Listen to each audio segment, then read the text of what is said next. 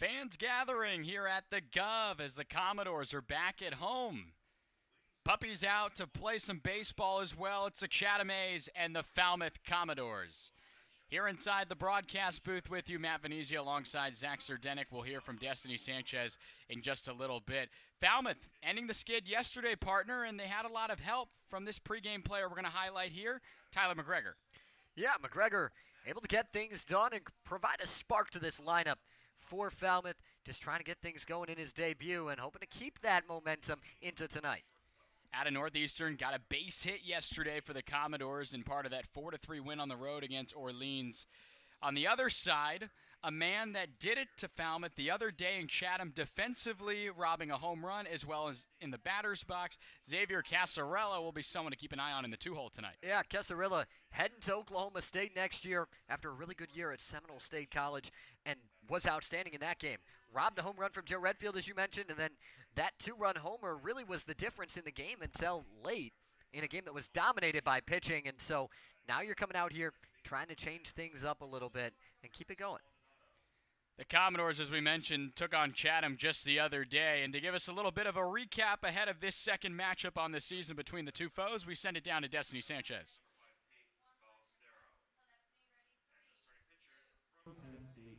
Thanks, guys. A little recap of the last time the Chatham Anglers saw the Falmouth Commodores. It was at Chatham, where although the doors fell 4-1 in Chatham, they were in the game for the majority of the time. With a few errors in the eighth, the Anglers were able to come out with the win.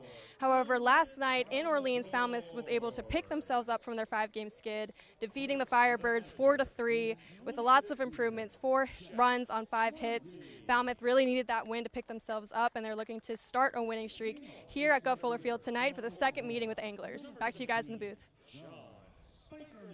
Thank you, Destiny, for that. Yes, I mean, it wasn't a pretty effort by any means, but sometimes you just got to find a way to have the lead at the end of 9 innings, regardless of what it's like on the way through. And it can almost feel better in a spot like that where you didn't play your best game, but at the end of the day, you still found a way to win.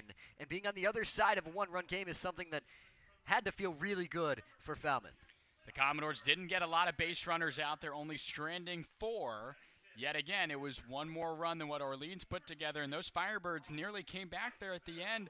The solo shot against Casey Hunt cutting the lead to 1, but he's been so good in relief, and that was his 3rd save on the season. And that's leading this league right now, and he's got the save in 3 of the 4 games that Falmouth has won. He's pitched in all 4 of them.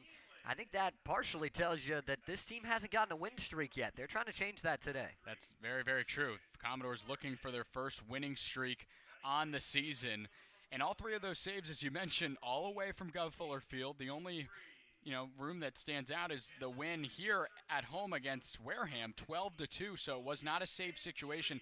That was a sloppy game in itself for Falmouth, but nonetheless, you have an opportunity today.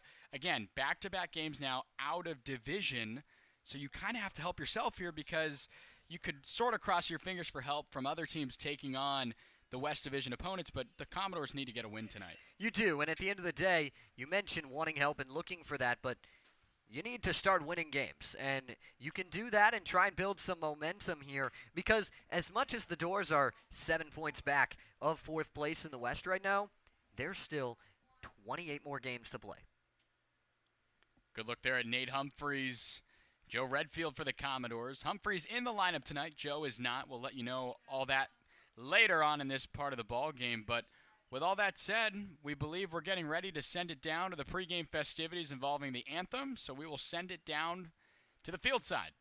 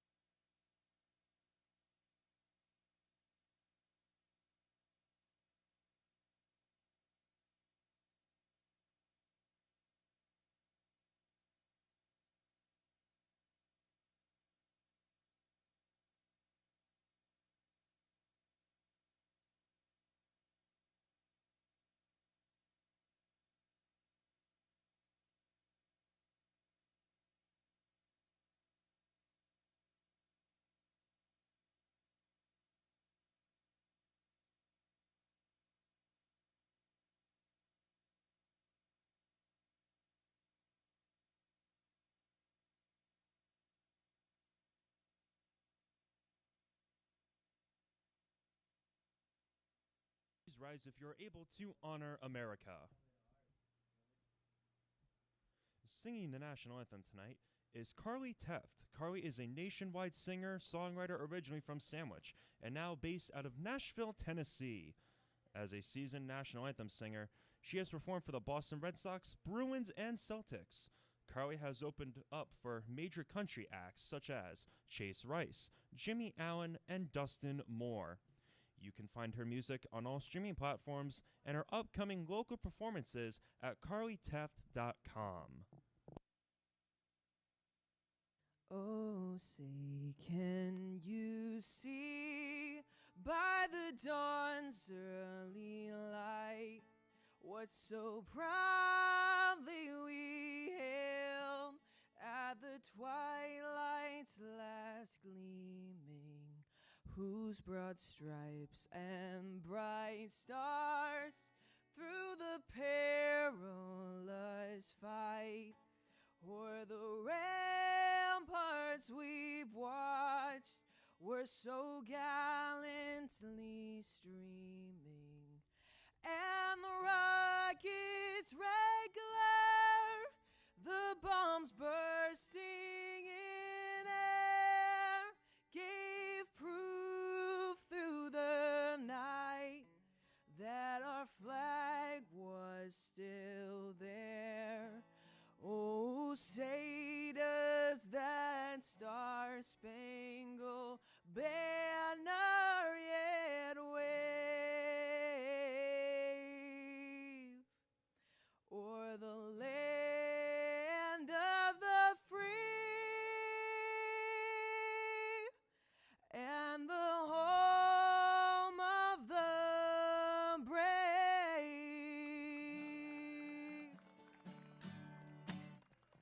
Thank you, Carly. The first pitch will be thrown tonight by Jim and Chase Holzman. Today, happy to welcome Jim and Chase Holzman. Jim resides in Brookline, Massachusetts, and spends his summers in Falmouth. Jim Holzman is the founder and CEO of Ace Ticket. Ace Ticket has been a sponsor and supporter of the Commodores for over 10 years. They are very proud to have a patch on the Commodores uniform. Throwing out the first pitch tonight will be Jim's son, Chase Holzman. Chase has been a proud supporter of the Commodores, attending the baseball clinics for 7 years, and he appreciates the bonds he has made with the players. Today, Chase is a rising junior at the Rivers School.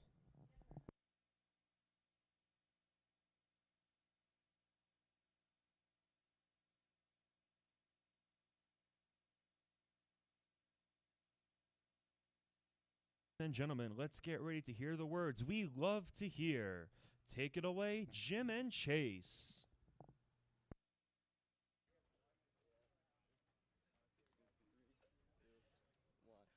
Play ball!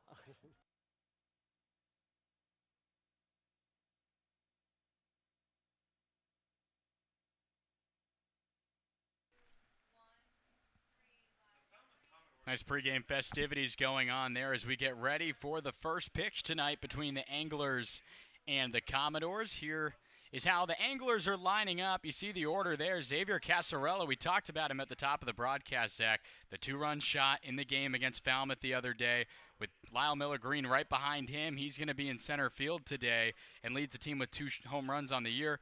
This lineup is certainly capable despite being at the bottom of the Cape League standings in a lot of the offensive statistical categories. Yeah, and talk about the depth of this as well. The 7-8-9 is going to be really interesting as well, with Schubert, Maldonado, White, and Ballestero rounding things out in 6, 7, 8, 9.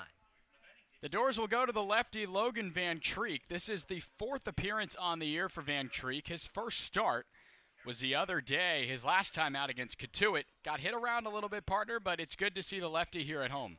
Yeah, and he's got really good stuff from that left side. Uses all of his different pitches well and attacks the zone. Just 14 walks compared to 108 strikeouts at Lipscomb this season. 7 punch-outs to 3 walks so far for Van Treek. So despite getting the ball hit around a little bit against, really at the time, the best offense in the Cape League in Katuitt, he was able to settle himself and did not give up a ton of walks in that ball game. Only 1 in the 3 1/3 innings that he pitched last time out. Ross Highfill catching the balls and strikes tonight. We'll go through the defensive lineup of Falmouth later on. But it is Van Treek getting ready to go as you get a good look there. And here is how the Commodores are lining up around the infield. Bazana, Spikerman, and Humphreys left to right in the outfield. And the infield reads similar numbers to what we've seen, with Tyler McGregor getting his second straight start in already now 2 games for him despite coming in late.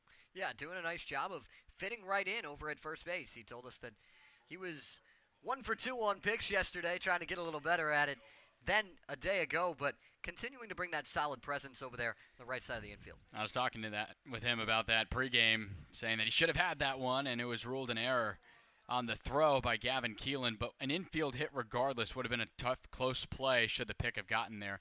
First pitch, this ball game misses just a bit outside at 6:01, with the Chatham A's coming into town here in this inter-conference matchup at 4-10-1 on the season. Second pitch from Van Treek misses upstairs to Miala.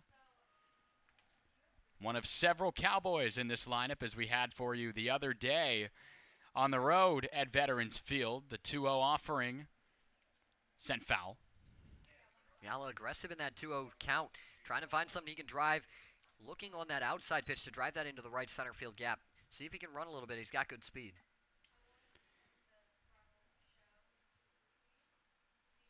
Breaking ball missing down and in. Glad to be back with you here on the YouTube channel on TV. A lot of these past broadcasts been on the radio, but we should be good to go. Moving on here throughout this ball game. A big hack there from Miala. He comes up empty. Using the fastball to get back in the count. When you can do that and use it up in the zone and all throughout the zone, that'll really help you as a pitcher to open up those options. Full count to face the first batter, and Miala will send this one foul along the right field seats. But back at the Gov, it's good to be back here at home. This is one of 2 in a row for Falmouth here at home. With tomorrow, the Whitecaps of Brewster coming into town.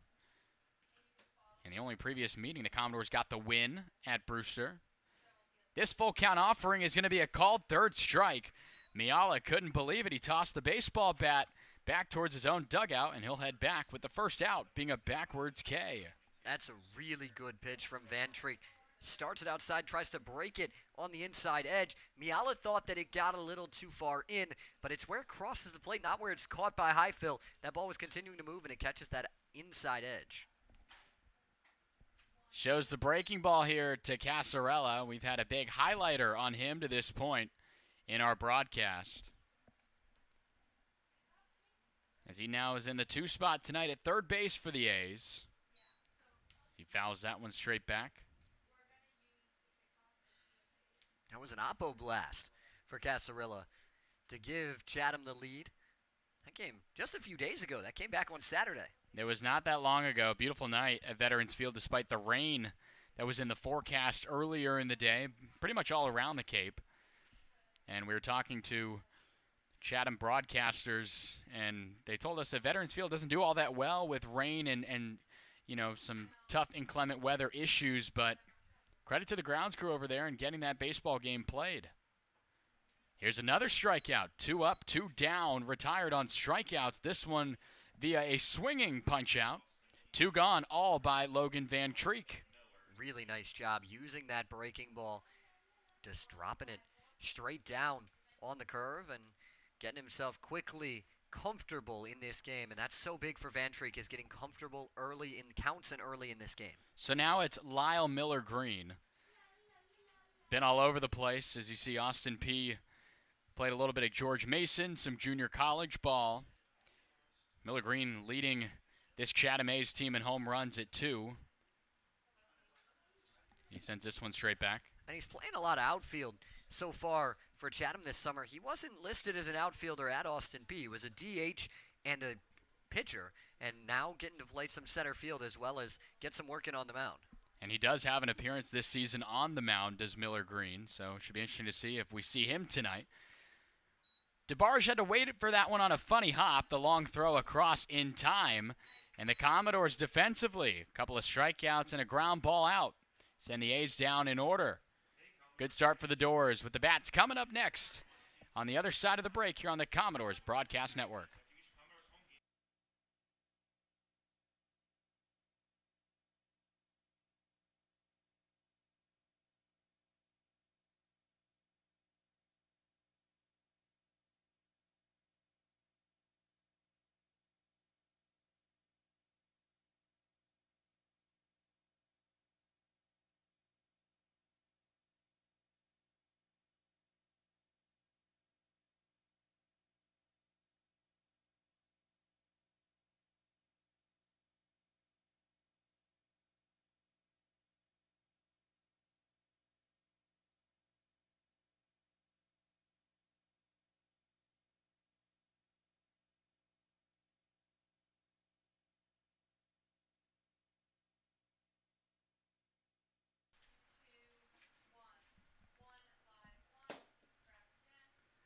The Doors getting ready to go here offensively, and a good look at the 1 through 9 for Falmouth tonight.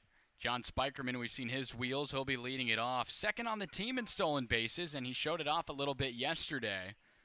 And DeBarge, he's been heating up for the Commodores now in the 3-hole, but that's how Jeff Trundy has the bats lined up tonight against Chatham. I like DeBarge in that 3. I like the 4, 5, 6 spot, though. McGregor, Highfill, and Snell. Cade Snell's been pretty good since entering this lineup. Headed to Alabama. He's been a bit of an underrated addition for this Commodores team. He can really swing it. And then Ross Highfill back in the lineup. When he is hitting the ball well, this is a much better team. And those bats will take on a right-hander for Chatham.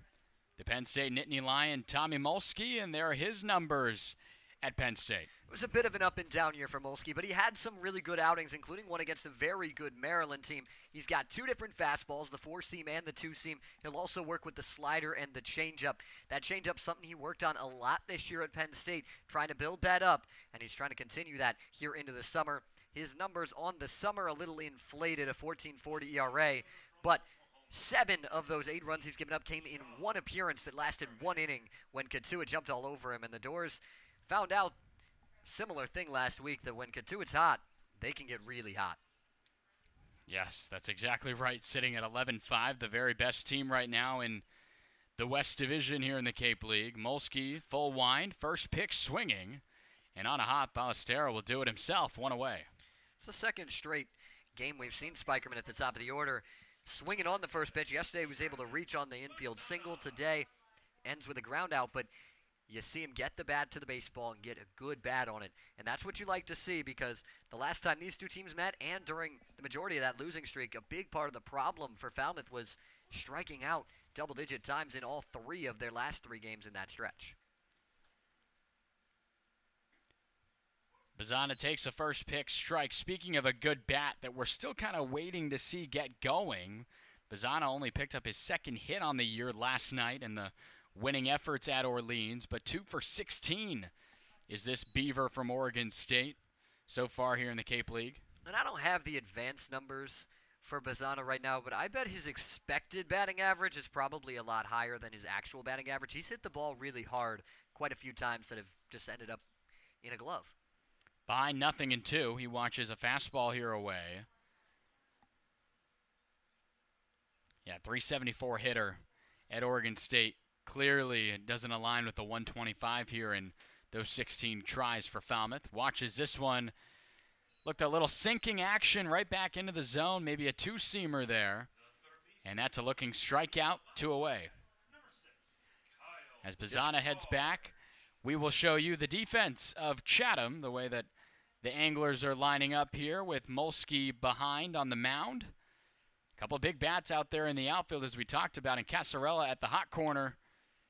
And Hudson White catching the balls and strikes. So Kyle DeBarge will step in now for Falmouth. Watches a breaking ball. Check that, a fastball. Off the plate, low and away.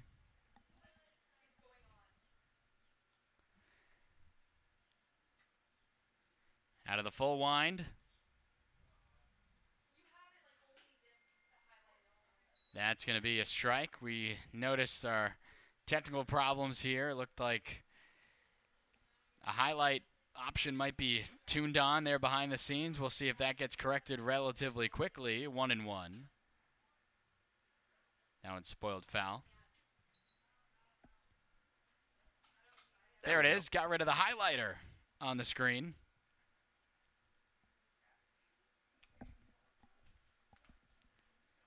And our graphics team working hard on that one. We appreciate them helping us out there. With DeBarge behind 1-2 now. Tries to send this one up the middle, and he does. So Kyle DeBarge, among active players, 2nd on the Commodores in average. Pushes that number just up a little bit here with 2 outs. Yeah, just got that one in on the hands a little bit, but able to flip it out into center field. That's exactly what you're looking for in DeBarge. Get yourself base runners if you're Falmouth. You never know what can happen when you put the ball in play and get guys on base. Been really, really impressed with Kyle DeBarge to this point for Falmouth. Was 1 for 4 yesterday. Came around to score on a base hit that he had. And now it is McGregor out of Northeastern. The first time we can show you him on camera here, given that his debut was yesterday on the road. But he impressed, worked some good at-bats, and we talked about maybe needing a guy to cause a spark in this offensive lineup. And he only had a hit yesterday, but certainly was useful down there in that middle part of the order for Jeff Trundy. Yeah, and you mentioned working good at-bats. That's a really good take right there on a changeup away. Just trying to get things going in the middle of that order. And he gets here on day one. You slot him into the cleanup spot, and he's productive. That he is. Had a career-high 18 home runs this year for the Huskies, along with 56 runs driven in. So has a lot of experience in terms of needing to be the bat that brings the base runners like Kyle DeBarge in this instance in to score.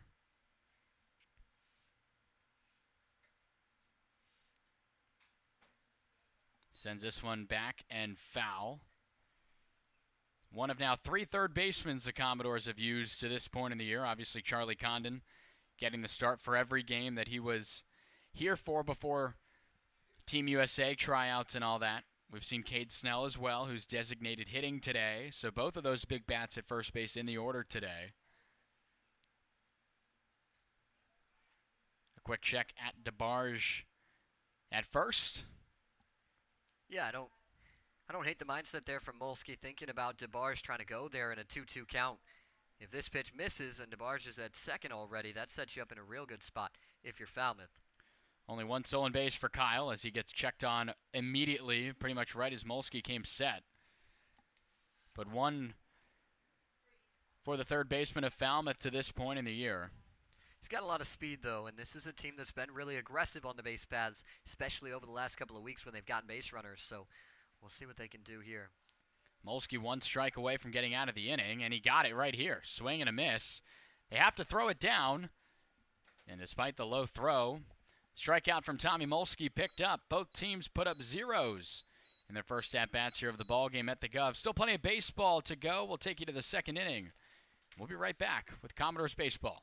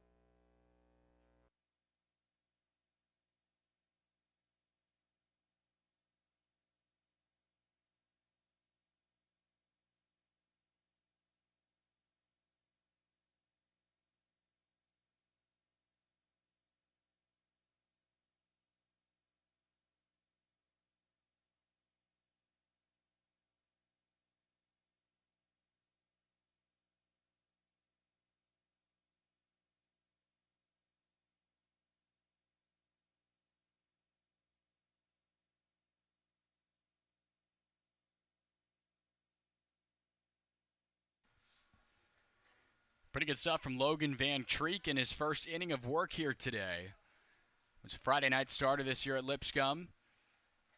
But impressive stuff nonetheless. We talked about the strikeout numbers for him through his now entering 4th appearance on the season for Falmouth. But when you lose a couple other arms who are getting ready for the draft and needing a Friday guy to kind of step in and maybe take surge of this rotation, Logan Van Treek certainly qualifies. He has, and he did a nice job overall against Kitsui. The floodgates kind of opened in that 4th inning, but through the first 3, he was really solid, and you want to see him continue some of that momentum into today, and he started it well in that first. Big bender in there, just missing for a ball. Mickey Garcia behind the plate, not saying that was a strike.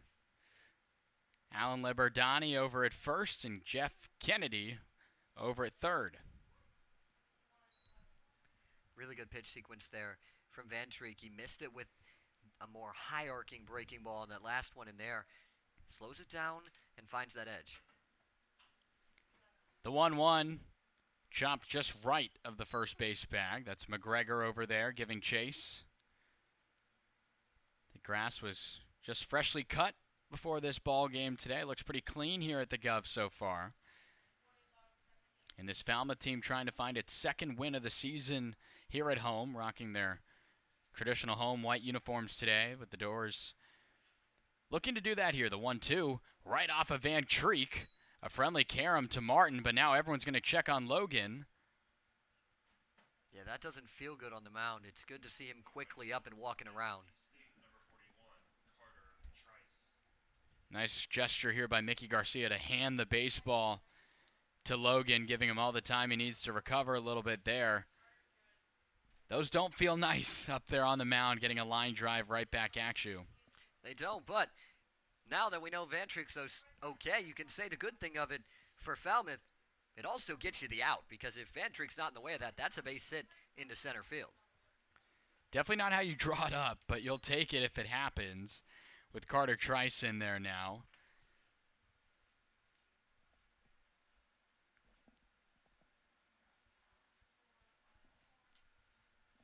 Van Treek still working out of the stretch, and another foul ball here. So far working pretty well here against this order of Chatham. That was really the only solid hit baseball against Van Treek to this point through a couple of batters. That was Carson Benj with that sharp line drive. He leads the team in average.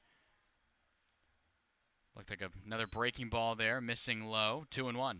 And you get the Chatham debut of Carter Trice in there. He was on the Cape the last 2 summers, both of them for Katuitt. And now going out east to Chatham for 2023 season. Big cut and a miss there from Trice. Had a solid season at NC State this year, but his numbers were better the 2 previous seasons at Old Dominion. A lot of those Monarchs in this Cape League as well, from what I've noticed across the different teams. The 2-2. DeBarge running throw in time. Nice stretch over there at the bag. Picks up the second out of the inning. DeBarge is so smooth there. We've seen him play short and third, and just seems very comfortable on that left side of the infield. A lot of the action gets hit over to the left side of the infield with a ton of right-handers in the lineup, but it's very, very different playing the hot corner and expecting some rockets at sometimes over 100 miles an hour on the exit velo, but different when you're, say Gavin Keelan with more room to at least react to it at shortstop. Exactly, and also with the wood bats, the ball doesn't come off as fast as it does in college for these guys, and so they're trying to get themselves in the mindset of charging everything. We've seen so many balls like that come out soft, and the grass slows it down even more, and you really have to come in, charge the baseball, and make a running throw. 0-2 quickly now, though, with Schubert in the box. One of those Cowboys we talked about. Had himself a really, really big year. Career high in home runs for those Cowboys in Stillwater. Went fishing for this breaking ball, though, out of the zone. Strike 3, swinging. Already 3 for Logan Van Treek to this point. And just a great, great job by Van Treek on the mound.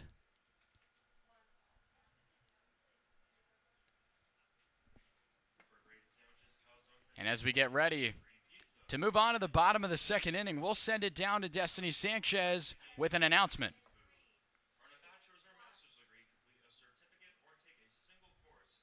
They're sponsor of the Cape Cod Baseball League.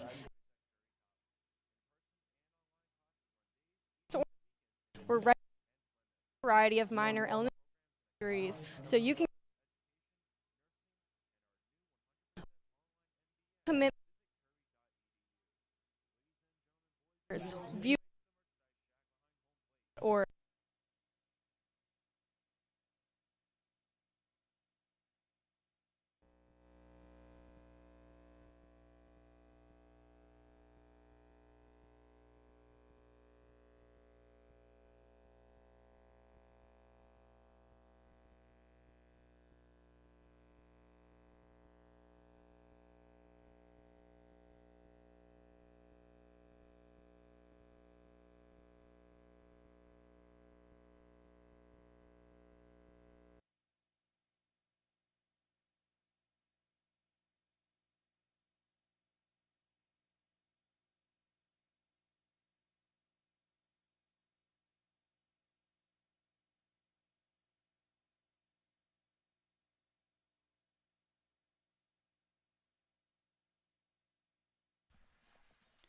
Ross Heinfeld will lead it off for the Commodores here in the bottom of the second inning.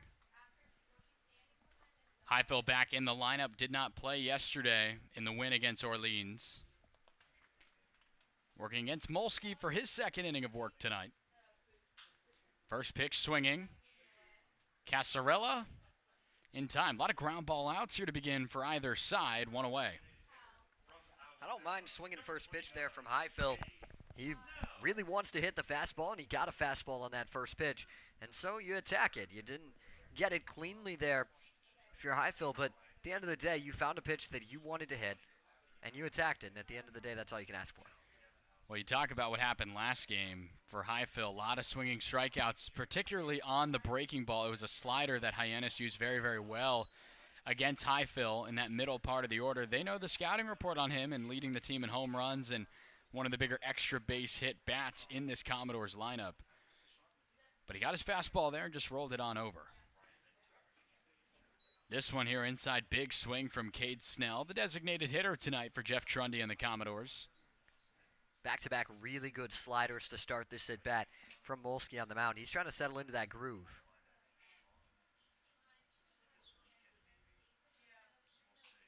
Snell trying to put this back up the middle and right at Miala at short. Two gone. Another ball hit to the left side by Snell. Just continues to try to find that alleyway. And if he got that up a little more, he might have been running for a little while if he was able to split Schubert and Miller Green, but couldn't get it over Miala at short. Gavin Keelan steps in now with two away here in the second. Nice pick there behind the plate by White. Keelan yesterday had an RBI on that 4-6 fielder's choice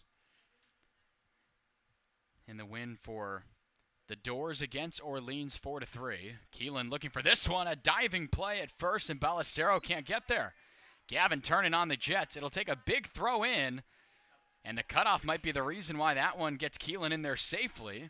A two-out extra base hit for Gavin Keelan sets up Falmouth here in the second inning. He's been swinging the bat well. I'm wondering if that base hit he had off of Grayson Carter yesterday is going to really get him going, because he went up there expecting a fastball against the Orleans righty out of the bullpen, got it, hit it hard, and sometimes a swing like that can really spark a hot streak.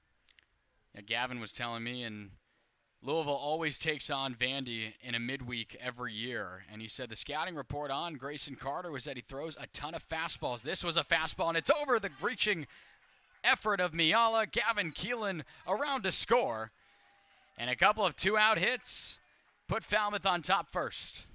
And two OGs of this Falmouth lineup with Keelan and Martin. That was the top of the order at the start of the year, and they're coming through with that 1-2 punch again.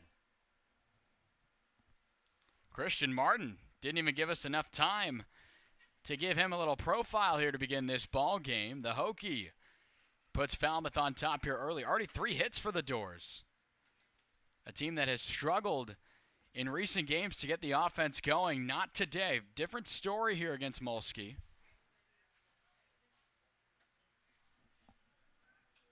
A quick move back to Martin. All the base runners so far that we've seen have come with 2 outs to this point in the game, albeit they're all Falmouth base runners to this point. Been 6 up, 6 down for Chatham to begin the ball game. First official pitch here to Humphreys as he's ready to round out the order of Falmouth with Spikerman awaiting on deck. 1-0.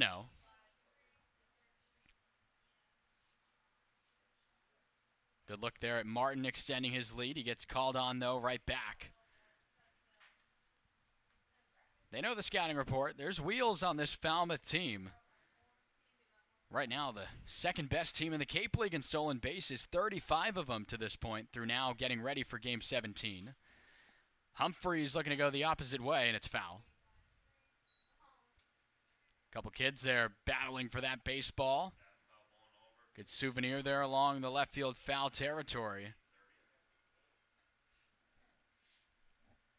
They won't come all that hard over there with lefties in the box like Humphreys. Big spot for Falmouth, already 1 home here with 2 gone. Christian Martin, who's now getting picked on at first, gets away though. And that's the risk that you run when you try to throw back that many times, is eventually you're not going to have as clean of a throw and can get away and allow a base runner to move up. Now And this could be a big spot for Humphreys, one of those guys that, again, we're kind of waiting to see him get going. Just 2 hits through 25 tries for Humphreys out of Dallas Baptist. You'd be shocked, though, to find that out, given what he's done this season over there. Takes a breaking ball here. 1-2. sometimes it's just about comfortability, and Humphreys has to get to that spot out here on the Cape where he's feeling good and swinging that bat well. A look now at Martin at second base. The pitch, this one's lined and right at the second baseman, Maldonado, to end the inning. The Commodores put some work together with 2 out, and Humphreys nearly brought in another run right there. But it's 1-0 Doors after 2 innings here on the Commodores Baseball Network.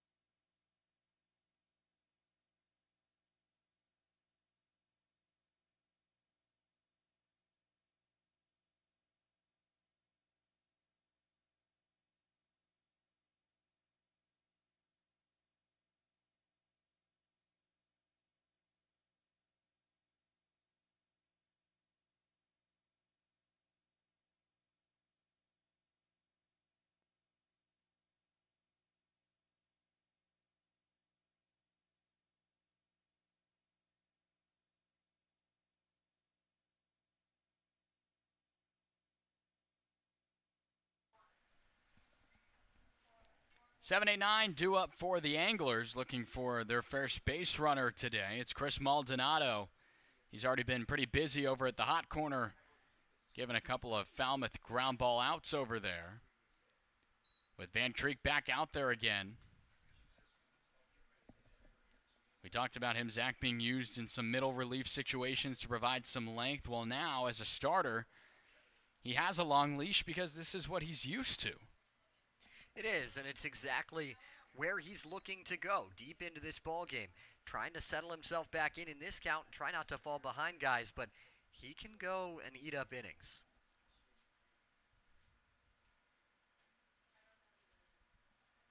Falling behind here a little bit, 3-0. I don't think he liked that call there. I think he thought that caught the outer half, but Garcia just... That one in there for a strike. Slowed it down a little bit there on the gun. Picking up the first strike of the at-bat. Maldonado, not the shortest guy in the world. I mean, 6 foot. I guess that one previously just a little bit too high. 3-1. That one there, though, was a little bit upstairs, and it's a leadoff base runner, the first base runner of the day for Chatham. Yeah, and look at Van Treek there, just looked back to Ross Highfield and said, I don't know where I missed that. And Ross Highfield said, that's a ball. And he said, okay. And then he asked Garcia where it was. He said it was up and in just a little bit. Now, there's a lot of that communication between the umpire and the catchers as well as the pitchers early on. That's expected just to get a feel of where the zone is on a given night. And you work with so many different umpires. They all see the game a little differently. This one here, with the help of Highfield with a little frame job there, catching the outside black. With Hudson White, the backstop behind the plate tonight.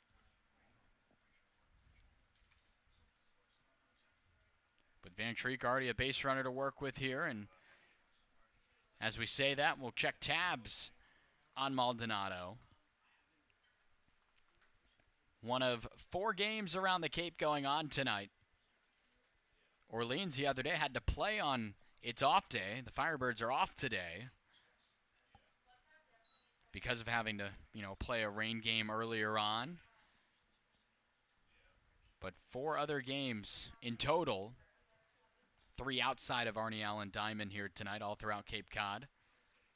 With Van Treek ahead, 0-2 to Hudson White.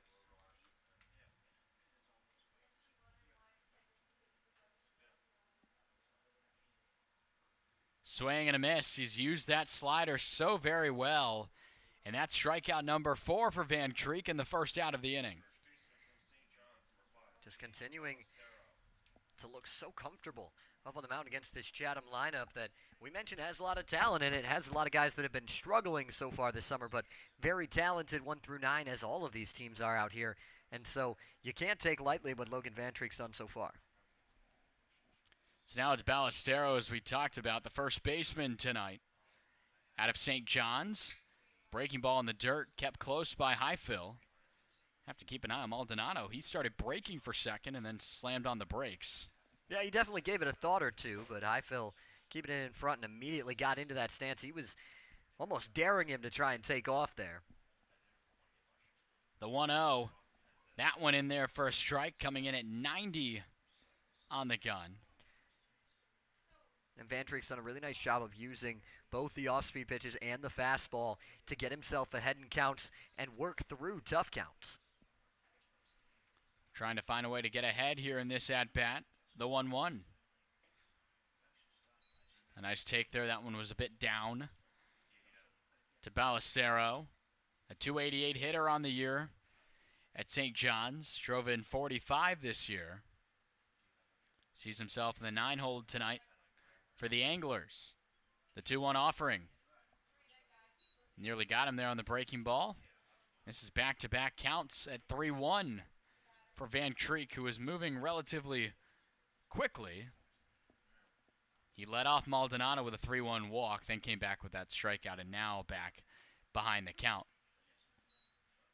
But does a nice job here with that fastball to fold this thing up at 3-2. And that's what we were talking about, just getting himself through. He doesn't look rattled because he's behind in the count. He's just going to go back out there and throw another strike.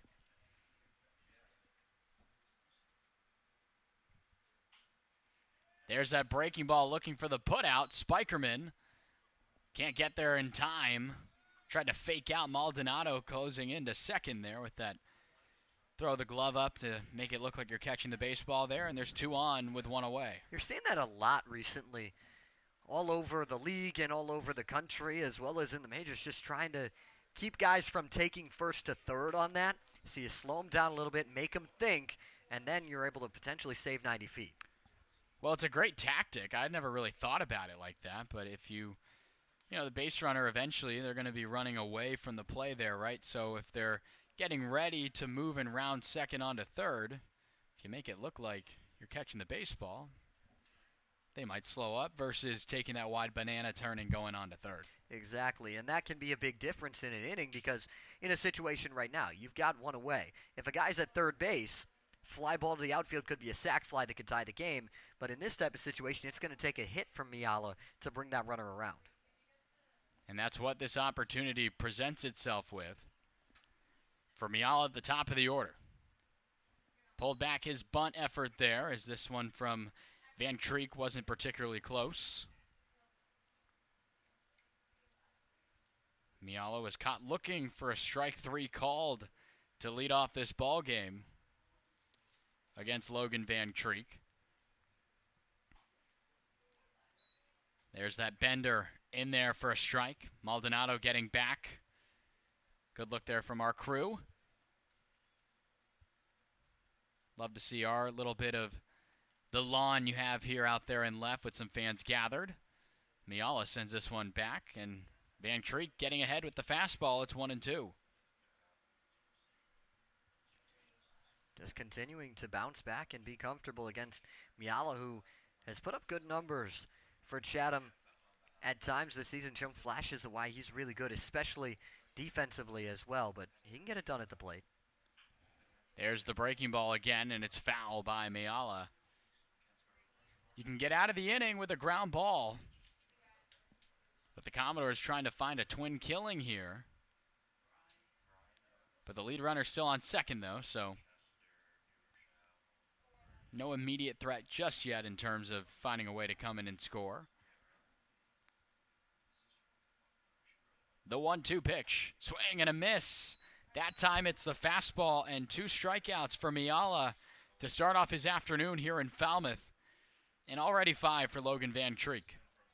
And that's the first one we've seen him elevate that fastball for the strikeout, because more often than not, in a count like that, hitters at this level are looking for the off-speed pitch. And so if you can work that elevated fastball up, it's going to look really good to those hitters, and they're not going to be able to catch up to it. This bender here gets a piece of Casarella, trying to start him off with the off-speed to begin the at-bat. And now they're fully loaded for Lyle Miller Green.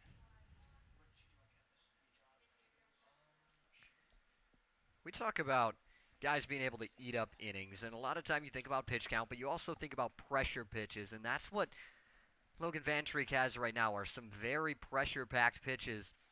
He's going to have to find a way through this at-bat against Lyle Miller Green and try and get back to the cruise control he was in through the first 2. First 6 batters he faced put down in order. A little bit different story here with some commotion in this 3rd inning. Started all by 7, 8, 9. Maldonado led off this inning with a walk on 5 pitches. Ballestero full count base hit with 1 out. And the recent hit by pitch has loaded the bases for the biggest bat in this order for Chatham. There's that slider, evening the count at 1. It's a really good pitch at the knees. Miller Green's going to have to be sitting on that if he wants to hit it, because it's going to start out and it's going to come back towards him. And if he's thinking fastball or anything else, he's not going to be able to put a good barrel on that. Nice job getting the outside. A backdoor pitch. Just barely sneaking that one in the zone. A beautiful offering. Tough pitch to hit if you're Miller Green there in the box. That's a ball the entire way up until it's not. Yeah, went right back to that same type of movement and finds the corner. This one on the ground, diving out, and a tough flip, not in time. A great job, though, to keep that on the infield by McGregor. And just like that, the Chatham A's on an infield hit will tie the ball game. McGregor's not going to be happy with himself there. He kind of stumbled as he was coming over. Looked like he tripped coming out of his stance there. Otherwise, he probably fields that ball cleanly. It wasn't hit that hard, but at the end of the day, just not able to do anything with it. And that run that the Doors score in the bottom half immediately, the A's get it right back. The team leader in RBIs improves to 6 now on the year in Lyle Miller Green. He'll put him over the fence and sometimes will only hit him 80 feet on the ground just like that. But sometimes that's what it takes to bring in runs situationally. With Van Treek falling behind here 1-0. This is Carson Benge now. A dangerous hitter to present an opportunity here. This is kind of where things went downhill for Van Treek against Katuit as well. The second time through the order, the Kettlers started to get things going and put together some good swings. It's a big momentum spot. Benge swings this one. He drives it out to left. Backpedaling and adjusting at the last second is Bazana, and he'll make the play. The most dangerous hitter in this order flies out, but Lyle Miller Green's infield hit ties the ball game at 1 as we're just getting settled and going here at the Gov. We'll be right back with the Falmouth Bats, and you're watching Commodores Baseball.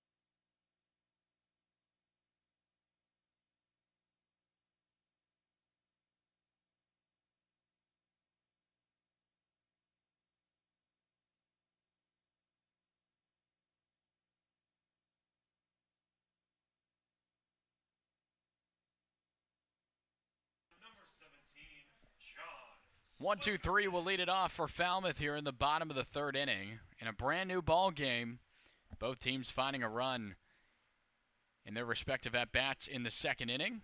Tommy Mulsky back out there for the Chatham A's.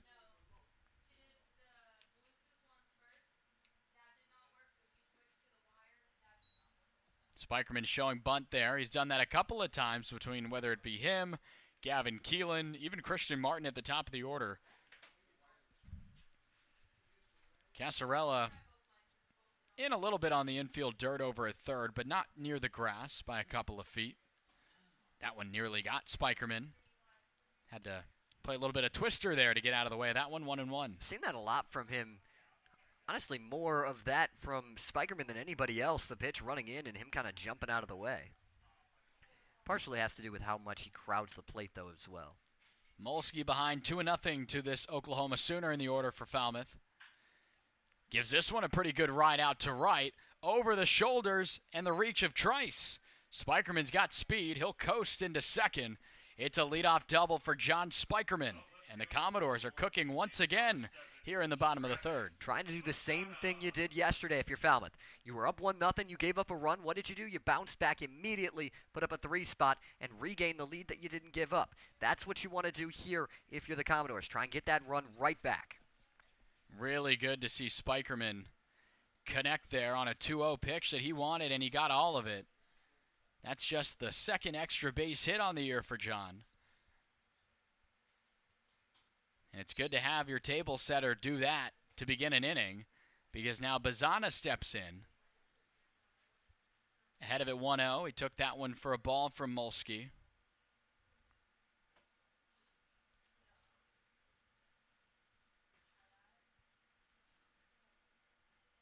The offering. Little check swing there. Wasn't intentional at all, but it's a foul ball nonetheless. Probably would have been a strike either way there. Yeah, Bazana came jumping out there. You don't want to have that type of check swing, and I think that's what he's thinking as well. You either want to commit to it and go full through, or lay off it and take it. A 1-1 game here at the Gov. First of 2 straight here at Arnie Allen Diamond at Gov Fuller Field for Falmouth. Breaking ball in there, and Bazana pops it up. Schubert calling for it. He'll make the play out there and left. And again, just waiting to see these Beaver bats heat up just a little bit. The two of them, and Gavin Turley and Travis Bazana coming in as a package together here for Falmouth, making their debuts the other day against Katuitt. But only 2 hits between the two of them, and they're both by Bazana. And you saw Bazana as he was going back to the dugout kind of motioning with his hands, just trying to stay through the baseball and get that smooth swing back. We know he's got it. There's no question about that, as he is retired for the first out of the inning with Kyle DeBarge stepping in. A throw over here just to keep tabs on Spikerman, but DeBarge base hit last time up, right back up the middle, and an RBI spot here for Kyle.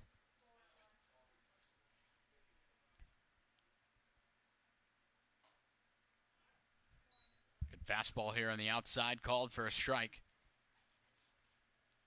You want something productive here. Obviously, it's ideal to bring in that run, but at the very least, you want to move him up as much as you can. Not that it's going to make too much of a difference with Spikerman because of his speed at second base, but you still want to get something that keeps the train moving a little bit. That's a good bender there, getting the outside to DeBarge. He left it there. Hudson White doing a nice job. Little frame effort there, but nonetheless looked like it still caught the outside. Good look there at John Spikerman. He should score without a doubt on any base hit through the infield. The 0-2. Nice take there by DeBarge. Good crowd gathered here today at Falmouth. Looking to see the Commodores find a way for the team's first winning streak on the year, with that win yesterday 4-3 against Orleans over at Eldridge Park. Got this one jammed on it. That one will get down. Spikerman rounding third. It'll take a big throw from Trice. The throw's cut off, and the Commodores, with the help of their third baseman, make it 2-1.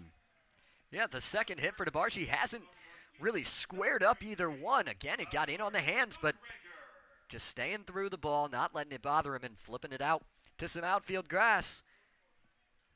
It's all about hitting it where they're not, and DeBar's doing a nice job of that right now. Kyle has really found his stride. 3 hits already through a little over a game's worth. He had a base hit yesterday and already 2 here through his first 2 at-bats. And now Tyler McGregor. He looks for that first pitch, and he sends it foul. With the wind gusting a little bit out of this ballpark, McGregor had a pitch that, if he's just a little bit earlier on that fastball, he can probably deposit that out near the batting cages down that right field side. Only 4 long balls for Falmouth this year. A big bat presented now, who's got the capability. He just cues this one over to third on the run. A really good throw there at the corner by Casarella. That allows DeBarge to move to second. And with 2 gone, the Commodores have a runner in scoring position. Already 5 hits now for the Commodores through almost 3 innings. And that's definitely an improvement on where you've been over the last few days, just trying to continue to put together some good swings, and that process will lead to some results. So that's going to be a 5-3 fielder's choice to McGregor, with now Ross Highfill stepping in. Had to ground out himself over there to Casarella at third. First pitch breaking ball. There is that breaking ball that Highfill has been so used to seeing. And how much of an adjustment is it to, when you're looking for that pitch in the fastball, well, if you see they're only throwing you breaking balls, to then just start looking for that first pitch? It's tough to look for the break. You can look for it first pitch if you want. That one there is the fastball as it's put into left. DeBarge rounding third. The throw's going to be cut off, and the second run on a base hit comes in for Falmouth. And Ross Highfill does it himself with an RBI knock.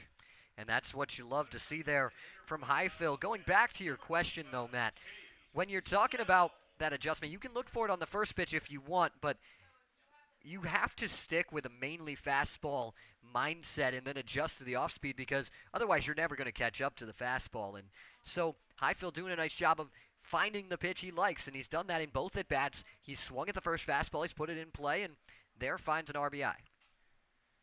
Breaking ball into Cade Snell. Tough play here in shallow left. That one's going to get down as well. Highfill was rounding second, and he gets tagged out on the bases, and it looked like something may have given out there. Highfill down a little bit, and that's not the sight you want to see. Trying to be aggressive there on the base pass as Ross gets up now under his own power. And he walks back towards the dugout. You see him there. We won't speculate too much as the training staff is out there to talk to the backstop of Falmouth. And we'll have to see if he's back out there for a 4th inning of work behind the plate. But nonetheless, 2 base hits bring in 2 runs for the Commodores, who respond immediately after Chatham tied the game. It's 3-1 for the good guys here on the Commodores Baseball Network.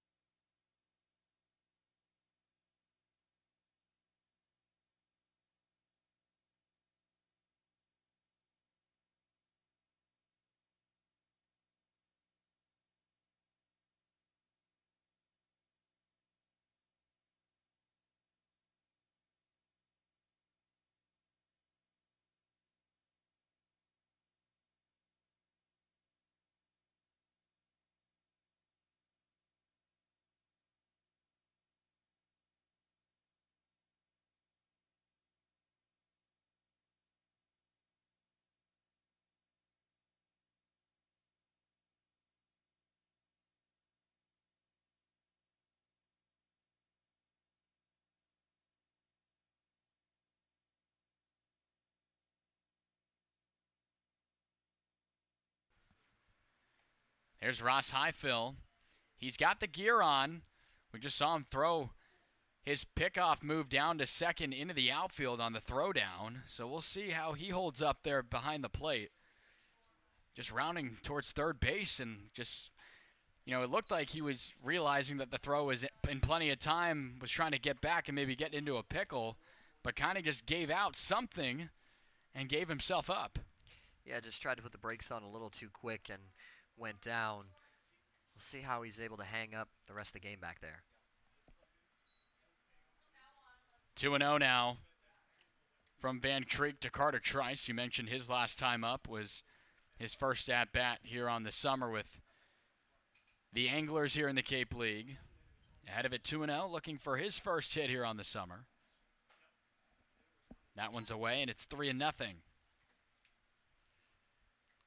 But a 2-run lead now for Falmouth. Our attention obviously on Ross Highfill. And the backstop of the Commodores has been so good this year, finishing up his freshman year at Mississippi State. Splitting time between him and Austin Kelly earlier on in the year, and then now with Walker Yannick. Trying to find back into the zone, the 3-1. This one's headed foul. Good to see Highfill jump up and move into that one. Yeah, he seems to be walking a little better right now than he was a minute ago, but definitely still looks like he's feeling it a little bit. And sometimes that's okay, right? I mean, you just have to let it wear off a little bit. Catcher's the toughest guys in the sport, so he's going to try every bit to stay in this game. The 3-2, Ross thought he may have gotten the call there, began his motion to throw down to DeBarge, but nonetheless, it's back-to-back innings with a leadoff walk for the Anglers. And that leadoff walk came around to score last time. It tends to happen more often than not.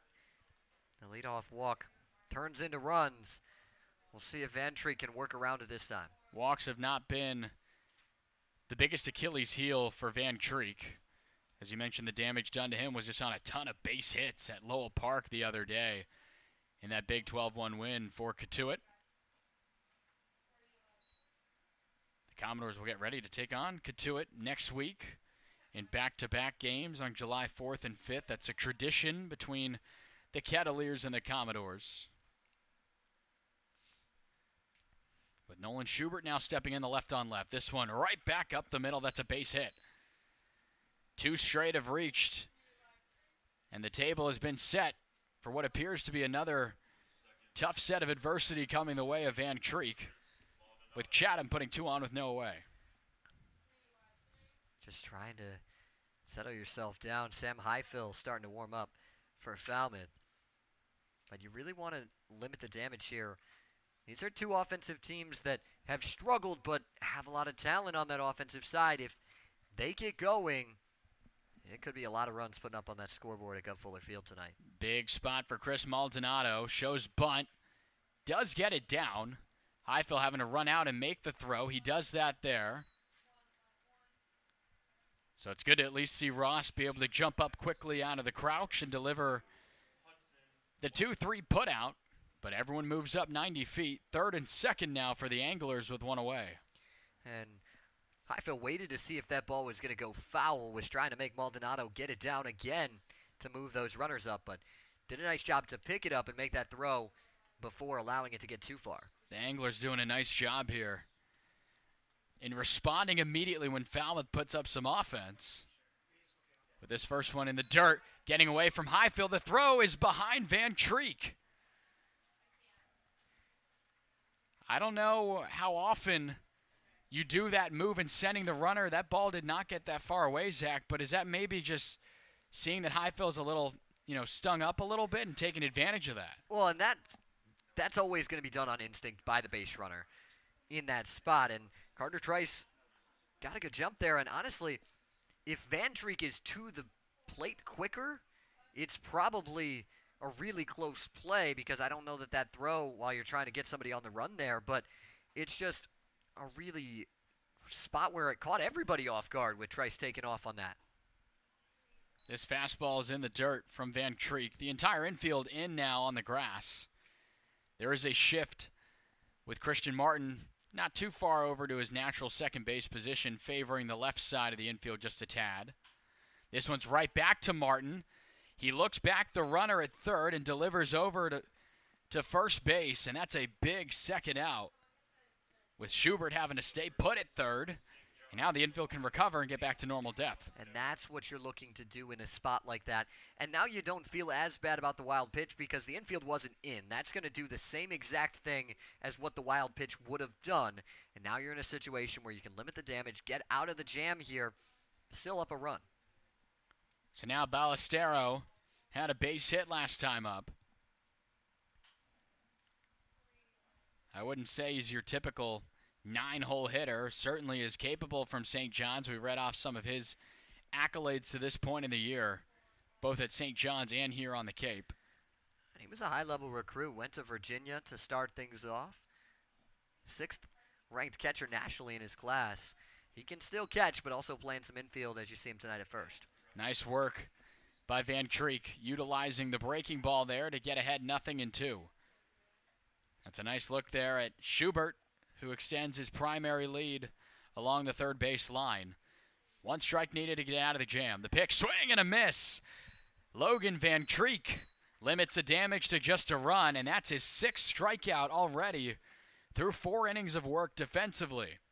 The Anglers not letting the Commodores extend the lead all that much, coming right back with a run of their own. It's 3-2 with Falmouth bats coming up on the other side of the break. You're watching Falmouth Commodores baseball.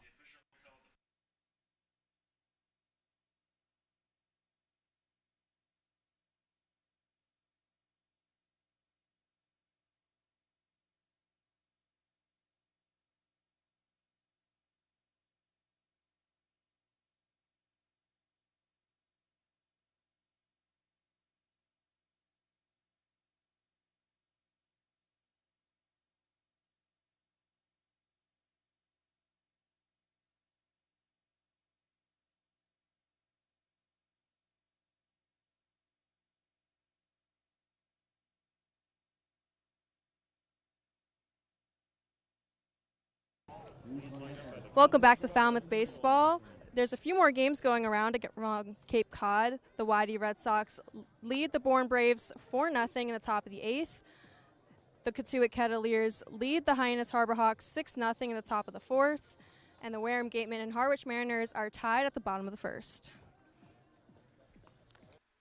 Thank you very much for that, Destiny. Some action going on, as we mentioned a little bit earlier, around the Cape League tonight. You're on a beautiful night for baseball to this point here, a beautiful Thursday, getting ready for some more baseball throughout the rest of this weekend as we begin to close out the month of June. It's crazy how fast things have gone here in the Cape League season, moving right along near the halfway point, and Falmouth trying to get a hot streak going. All 5 West Division teams in action tonight in those games we mentioned, so definitely some scoreboard watching from us up here as well. Albeit it is only game 17 Correct. on the season for Falmouth, but you are past a third of the way through this season, and that felt like it went by in the matter of seconds. With Gavin Keelan in there now, if you remember back in the 2nd inning, with 2 outs, had himself a double out to right. He ended up scoring on it. And that initially got the Commodores a 1-0 lead, and as you see, a little bit more offense since Keelan's last at-bat. The shortstop tonight of Falmouth out of Louisville behind 1-2. Continuing some good swings. Molsky there. Nice look there out of the line by our crew. Delivers the 1-2. He hung it on him. It's popped up with Miala giving chase. A long back pedal. He gets called off. The ball's going to fall down. And now Miala's grabbing his arm there. Schubert came crashing in and not only dislodged the baseball from the glove of Miala, but may have injured his own teammate on some friendly fire. And that's a miscommunication, but you don't really see that from guys that are teammates at school as well. In Miala and Schubert, both Oklahoma State guys, and you just never like to see that. It almost looked like his glove arm maybe hyperextended or overextended with the contact from Schubert running in. Now, the left fielder does have priority in terms of calling off, especially on a ball that is in relatively shallow, sort of shallow left center, but it's a good, I'd say 15 to 20 feet out there in left field. It is, and Miala immediately went backpedaling back to try and get to that one, and Schubert was sprinting in. It's just a tough spot where if you're the left fielder, you feel like you got to be louder, and if you are Miala, it's just a really unfortunate situation. That's not what you want to see at all, as you mentioned, out of Oklahoma State. Miala, a pair of strikeouts for him to this point in the game, but has made some plays over there at shortstop already. Had a base hit the last time these two teams met, with the Commodores dugout giving look there, and now you see the overhead of the action going on. We definitely don't want to speculate a little bit, so we are going to step away as Miala continues to be attended to. We'll let you know what happens with him and how that one's going to be ruled here from us, with Falmouth on top 3-2.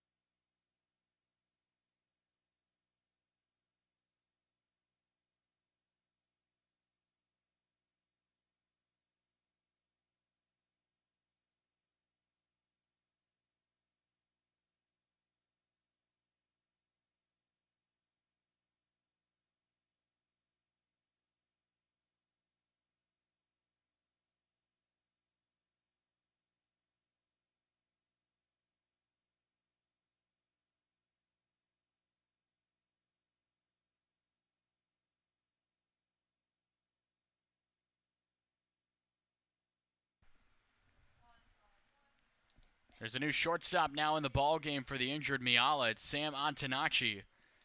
But that one has been ruled a hit. Zach, what exactly led to that verdict? Yeah, so we were talking with our official scorer here, Gabe Gross, today, and he was talking us through his thought process on that, because you can't rule an error on a mental mistake, and that's where you get the miscommunication. There is the mistake, but you can't rule an error on that, and so it's a second double already for Gavin Keelan to this point. Laying down the bunt is Christian Martin. This one gets airmailed, and Gavin Keelan's going to come in to score. And my goodness, never a chance over at first base. And that allows the Commodores to extend the lead to 2. And so here's what it looked like happened there.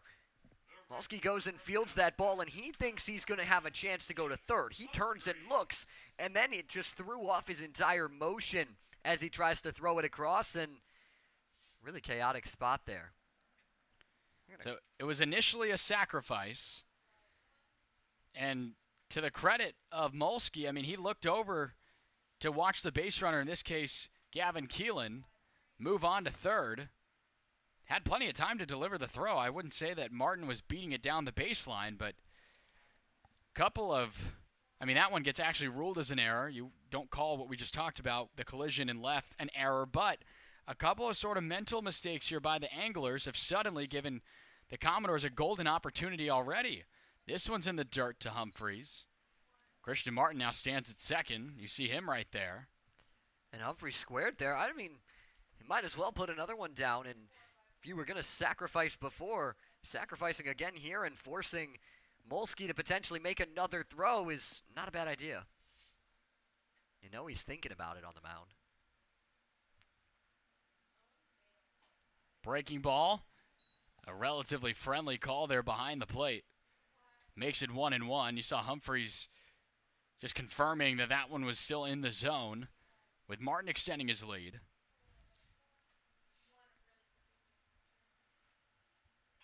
Humphreys trying to slap one the other way. That one's just foul. Makes it 1-2. There's still nobody out in this inning. Once again, Falmouth getting the run right back from Chatham and trying to extend. Good to see some offense early on in the ball game for the Commodores here. With Molsky, a look back to Christian Martin. Couple of looks, and now the pitch. That one's fouled right off the mask of Hudson White behind the plate. We'll do it again. I'm sure that doesn't feel good. And for Molsky, it's been a tough outing to the point of the run column so far and trailing, but in terms of strike throwing, he's been outstanding. This is going to be the 50th pitch for him so far, 37 of those 49 for strikes. And to the credit of Falmouth, they put the ball in play. Already 8 hits for Falmouth today, through 3 and a little bit more than that innings played. That's a good pitch, breaking inside to the lefty Humphreys. He goes down swinging for the first out of this 4th inning. The lineup card flips back up to the top. John Spikerman had a double last time up in what's been a relatively chaotic start to this ball game. Two teams that don't score a lot of runs here in the Cape League have found some offense. And there's been a pair of injuries, one aside. To this point, Spikerman on the ground. That one's going to get through. Rounding third, and on his way home is Martin. It's an RBI single for John Spikerman, and the 5th run for Falmouth comes in. It's 5-2. Just continue to put the ball in play and good things happen. I talked to Jeff Trundy before the game about yesterday's game against Orleans, and he said, yeah, they gave us some, but you put the ball in play and you force them to make a play. And that's exactly how that game yesterday went and how this game is going today as well. You continue to put the ball in play and you force the opponent to make those plays, and sometimes they don't make them. The bottom of this Falmouth order has been heavily involved in the offensive production to this point of this ball game through now 3 1/3 innings. With Bazana in there, took that first one for a ball. This is a guy you'd love to see find a way to keep the line moving with Kyle DeBarge on deck. Molsky this time will hit his target over at first base in a pickoff move. 2 runs home here for Falmouth. They had 2 in the previous inning and 1 in the second. This one jamming Bazana on the ground. A really tough turn, 4-6. And Bazana beats out the effort there for the 3. It's a fielder's choice. So Bazana will switch spots with John Spikerman, with Kyle DeBarge coming in with 2 away. And there aren't many people that you could say it's not that much of a downgrade in speed from Spikerman, but Bazana's got wheels. Probably not as fast as Spikerman, but he's close. Well, you had always said it, and now we've seen it today. These are the 2 guys, 1-2, that are the toughest probably in the Cape to double off. Yeah. And we get good reason there why. I mean, Bazana swiped 38 bags this year at Oregon State. Definitely turned on the burners there to avoid the twin killing of Chatham. He's got such an interesting setup with his lead as well. He's very tight to the bag until the pitcher comes set, and then he'll kind of hop off and try and get some momentum going towards second base, as well as kind of getting the field of vision of the pitcher. The Commodores putting the ball in play pretty aggressively here today. Bazana gets checked on as he was dancing over there at first base. Nice job by our crew to capture that. And the downside to that back and forth is that creates a little bit of a slower motion if the pitcher times it up correctly, which is what Molsky did there. But Bazana not that far off the bag yet, and so he's able to get back. DeBarge trying to drop this one down the right field line. It just barely does hang up a bit for Trice. And he puts a bookmark in the Falmouth offense. That puts up 2 runs in the inning. It's 5-2 Doors. Already 9 hits for Falmouth to this point in the game. We'll be right back as we get you ready for the 5th here on the Commodores Baseball Network.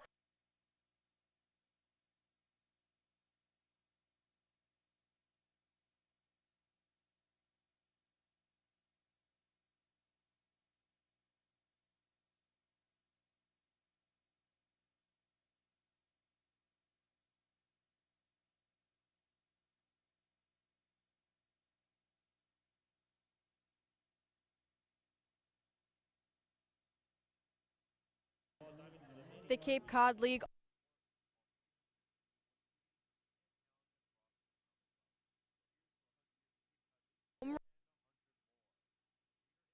First pitch is scheduled for 6 p.m. Each with free admission for children. Tickets merchandise booth under the press box at will be available at the gate on July 22nd. Buy yours today and come watch the top players from across the league all on the same fields July 22nd.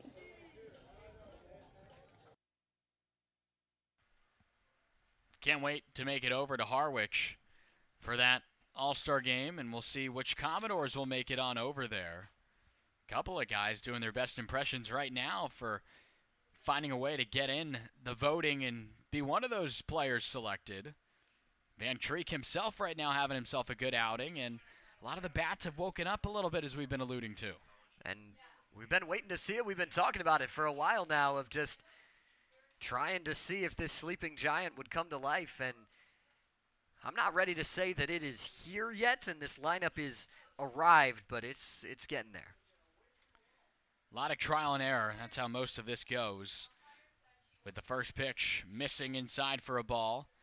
We're now up to the top of the order, but there is a different bat now in Sam Antonacci, the new shortstop for the Chatham A's. In the previous half inning of work for the bats of Falmouth, there was a collision out in shallow left center that took Ada Miala out of this game. He ran into his own teammate, not only here in Chatham, but also at Oklahoma State. The left fielder coming in with Schubert, and, you know, you talk about communication and needing to be aware of, you know, where everyone is. A tough collision you just hate to see there. That one goes right up the middle. A tough play for Keelan, who just airmails this one into the dugout of Falmouth. They're going to say it's a base hit, but an error on the throw. Unfortunately, we've seen that a couple of times over there at short. And right again, a threat immediately for Chatham to begin an inning. And that's just one that you probably want to just not throw in the future there from Keelan. I get what he was trying to do there, trying to make a play and go for it. It just did not come out of his hand really well. And Antonacci probably beats that ball out anyways. But obviously Gavin Keelan has a lot of talent and has some good experience at that shortstop position. Got jammed on this one as Casarella retired from Christian Martin.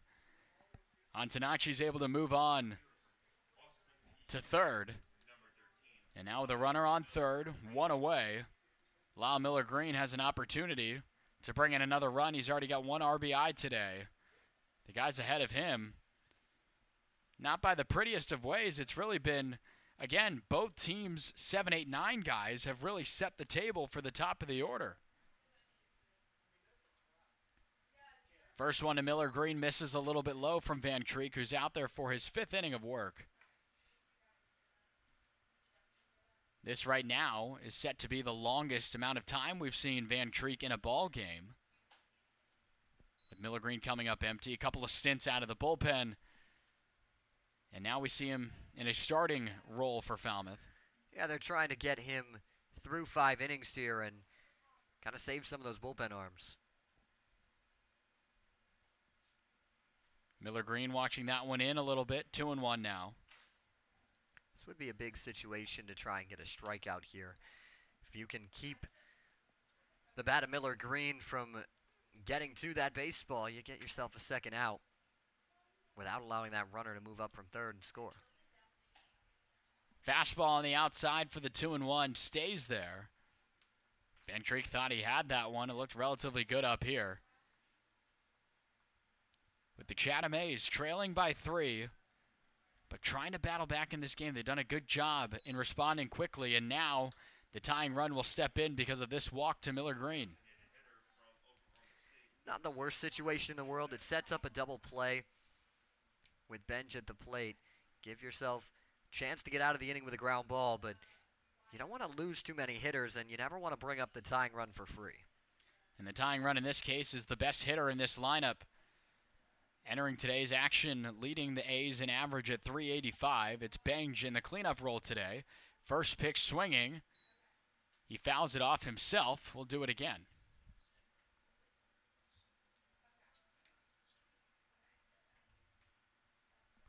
well out in front of that first pitch. And fortunate for him that it hit his foot, because otherwise that's probably a ball that is rolled to second base for a tailor-made double play. Big spot for Van Treek on the mound here. Breaking ball there, kept close by Ross Highfield. Really, really good actually to see him. He got beat up a little bit on the bases, rounding third a couple of innings ago. But he's good back there behind the plate. This one a little bit low, 2-1. This is a guy you don't want to fall behind, though. You mentioned all the accolades so far this season and all the numbers, but he can swing it. You don't want to give him a spot where you have to groove him fastball. That is right there, but it misses really, really far inside. 3-1. Mike Landry is on the top step right now with Sam Highfield, as you mentioned earlier, Zach, warming.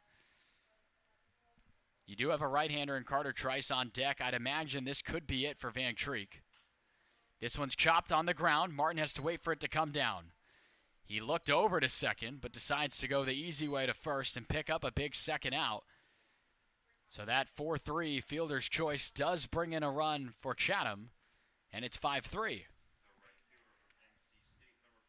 It's not going to kill you if you're Falmouth in that situation. That's why you're okay with that. You'll trade the run for the out with a 3-run lead, and that's why not only getting the run back but extending has been so important in the last couple of innings.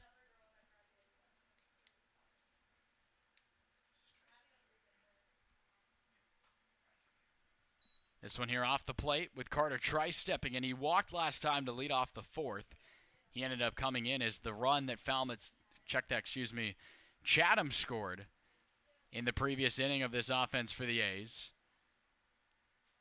A lot of offense here in this early part of the ball game, with Van Treek finding the zone there, 1-1.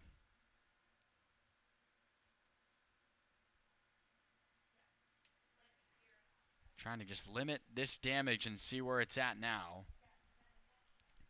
There is action in the bullpen of Chatham. So given the work that the Commodores have done against Molsky,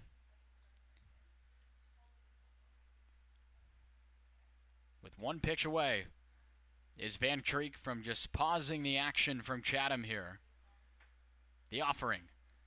This one's popped up, heading towards the bullpen of Falmouth, and it was in play, but a really tough effort from McGregor. Would have had to be an over-the-shoulder kind of basket grab there.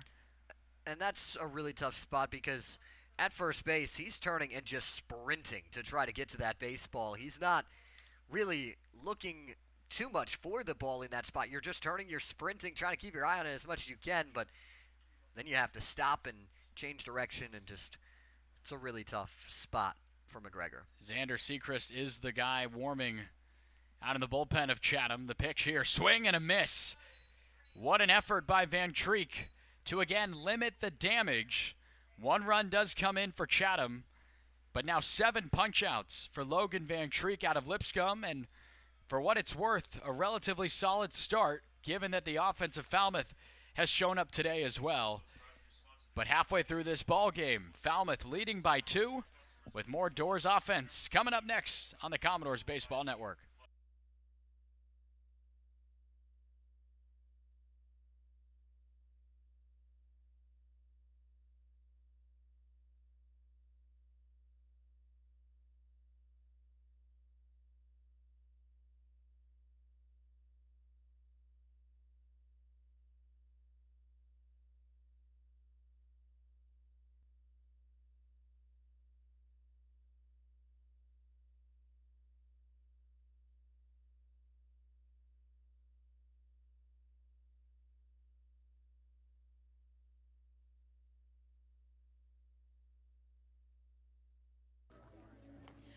Cape Cod Healthcare is proud to be the official healthcare sponsor of the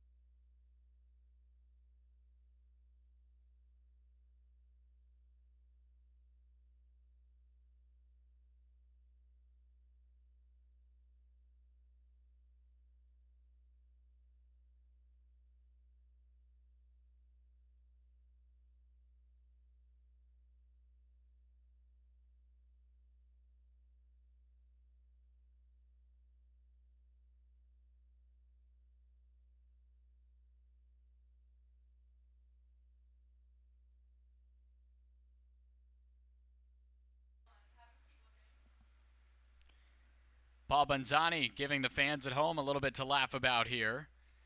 Should probably expect to see Paul maybe at some point in this ball game should the game remain close. He pitched last time these two teams faced off at Veterans Field last week. And a new pitcher on the mound for the Anglers. It's the right-hander, the left-hander out of Tennessee. Xander Sechrist coming in to get things going here, trying to stop the bleeding for Chatham as Molsky's day is done. Yes, a lot of offense over the last 3 innings by the Commodores. In back-to-back innings, the Doors have put up 2 runs in each of them. And trying to expand on it a little bit because the A's have not gone away themselves with a run in each of the last 3 innings up to this point in the game. But leading it off here, Tyler McGregor for the Commodores in his second game for Falmouth since coming in out of Northeastern, a late add to the roster for the Commodores. Sechrist works out of the full wind. This one's sent into relatively shallow right. Making the play out there is Trice for the first out.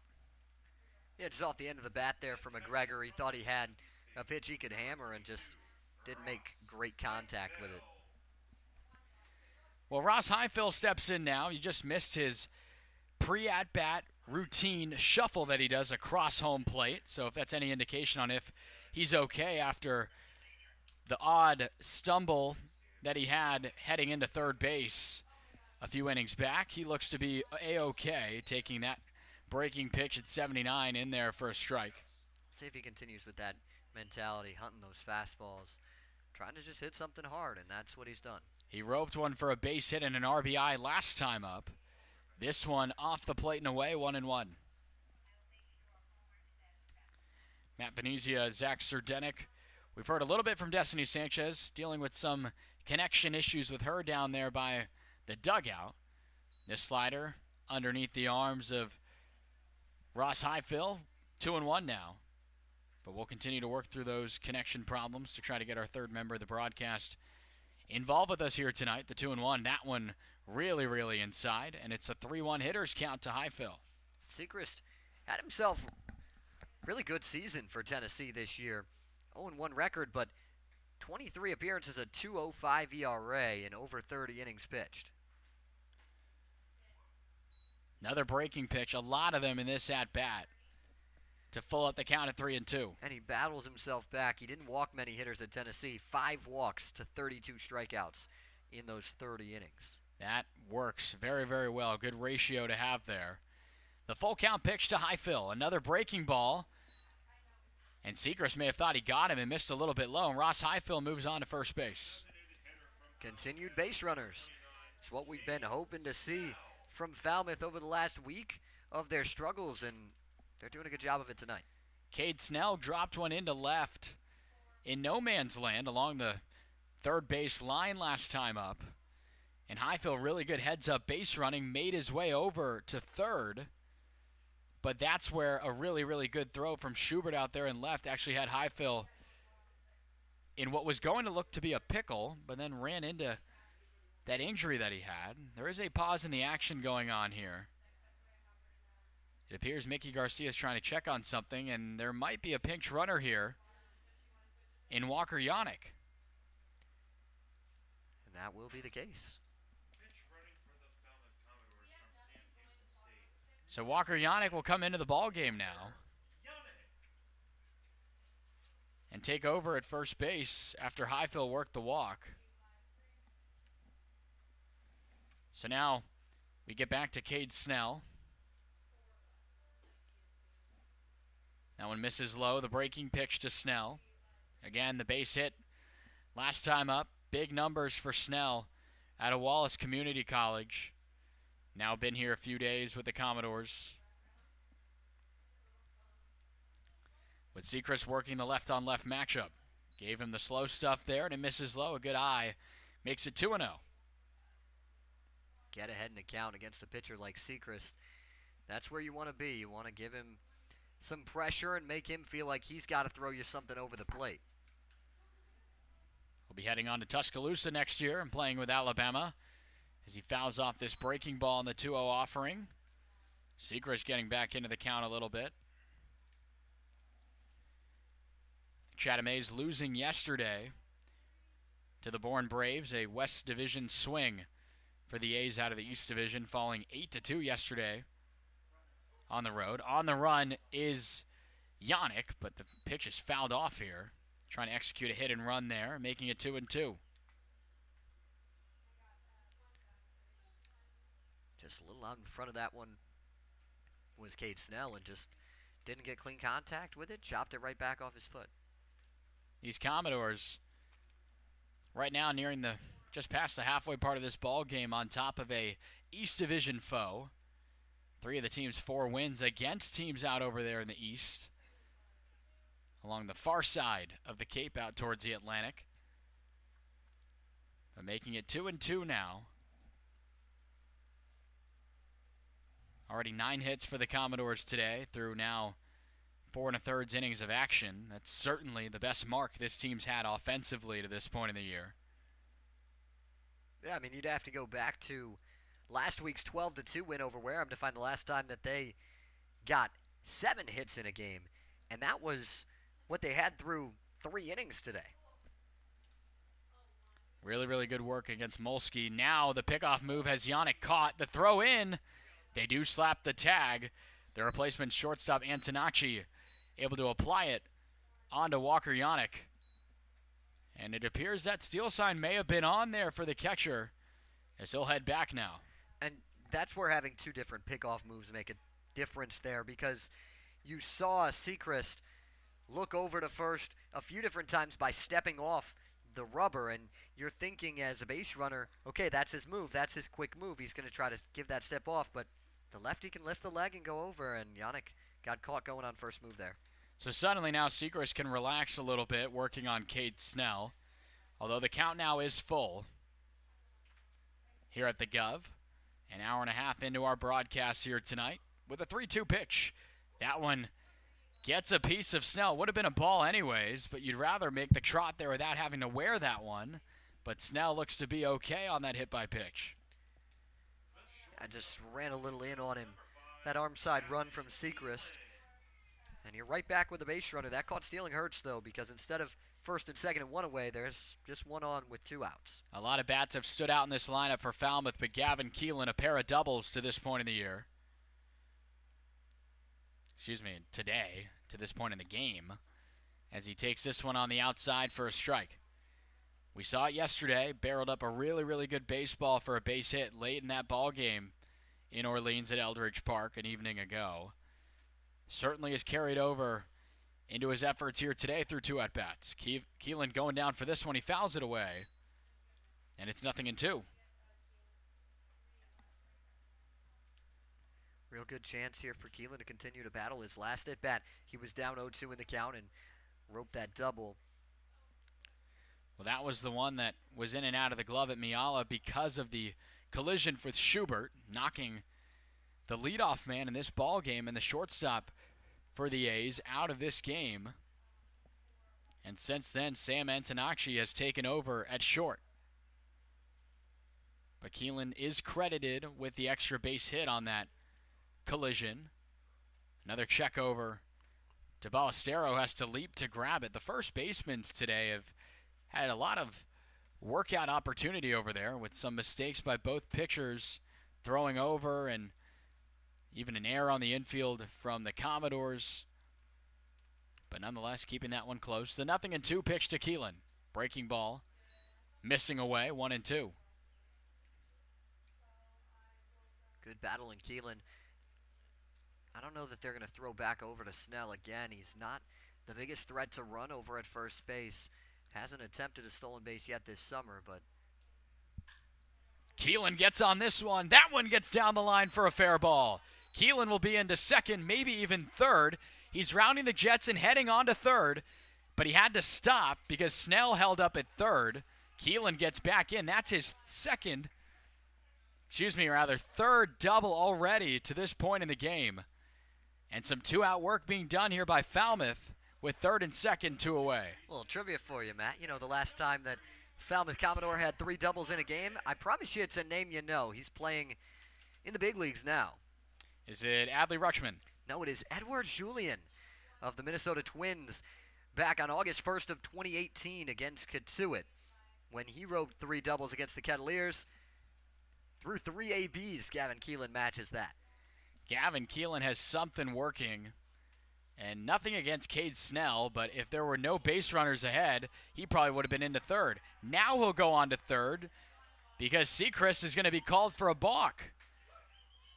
So with 2 outs, nobody on, it appeared that the A's were going to get out of this inning putting up a 0, but now all of a sudden, some 2-out base runners and a self-inflicted balk give Falmouth another run here in the game at 6-3. And this 1-2 punch of Keelan and Martin's been so good tonight. Can Martin come through once again and try and bring something through? A massive run for Falmouth in terms of what Chatham's done in response to the offense of the Doors, trying to find that insurance run in Gavin Keelan over at third. The count's 1-1. There's a good look at Gavin Keelan. He's got speed too, so you got to keep it in front of you if you're Hudson White behind the plate. The 1-1. Big hack there by Christian Martin. That's a really good pitch. It starts in and it breaks all the way outside. Whole lot of break, and Martin took a big hack at it. The 1-2 offering. This one's driven out to deep right field. That ball's going to get down. Christian Martin's going to be on to second. He turns on the Jets. He'll stop there. It's an RBI double for Christian Martin. And the bottom of this order for the Falmouth Commodores today has absolutely come big time today. It's 7-3 Doors. And Sechrist tried to go back to the same pitch, but that one caught too much plate, and this time Martin didn't miss it. 2 RBIs in the game for Christian Martin. An original Commodore brings in another one. And it really has been the work of Gavin Keelan and Christian Martin today. Those two are unofficially 5 for 5. You got to look back at that sacrifice that Martin had on the bunt. 5 for 5 today with 4 extra base hits. Yeah, I mean, Keelan, 3 for 3 with 3 doubles and 3 runs scored. Martin with a pair of runs batted in. Both of those were Keelan. And a run scored himself, a chance to score a second one. Those two are bringing it for Falmouth. Not to mention, aside from the strikeout swinging from Nate Humphreys last time up, he lined out to the second baseman Maldonado in what could have been probably another run that could have come in back there in that first set of offense for Falmouth when those guys in the 7-8-9 came up. 7-8-9 has worked some tremendous at-bats for the Doors today, and that's 3 straight innings of 2 runs being put up by the Doors with a chance here for a little bit more. Sechrist looks back at Martin, a breaking ball here that never had a chance. It's 1-1. The offensive floodgates have bursted open for Falmouth today. Still not even through 5 innings of offense, and there have been 11 Commodore hits today. And as we just mentioned, 5 of them because of Christian Martin and Gavin Keelan.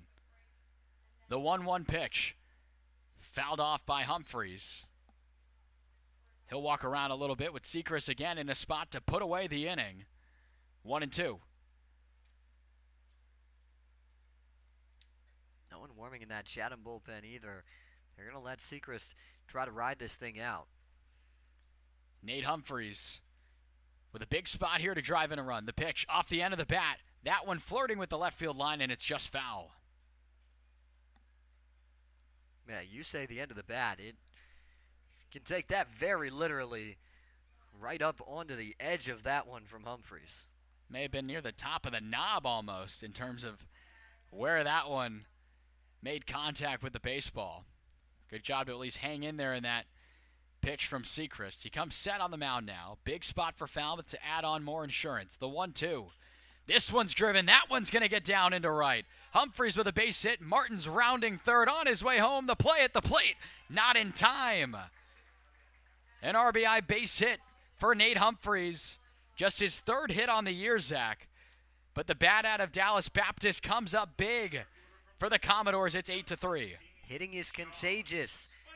And Falmouth has caught it 1 through 9 right now.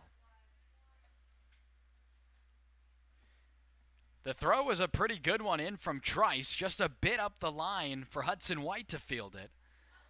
There is a conversation being had now at the mound, and the guys in the dugout are up and at 'em right now with Falmouth on top by a big number.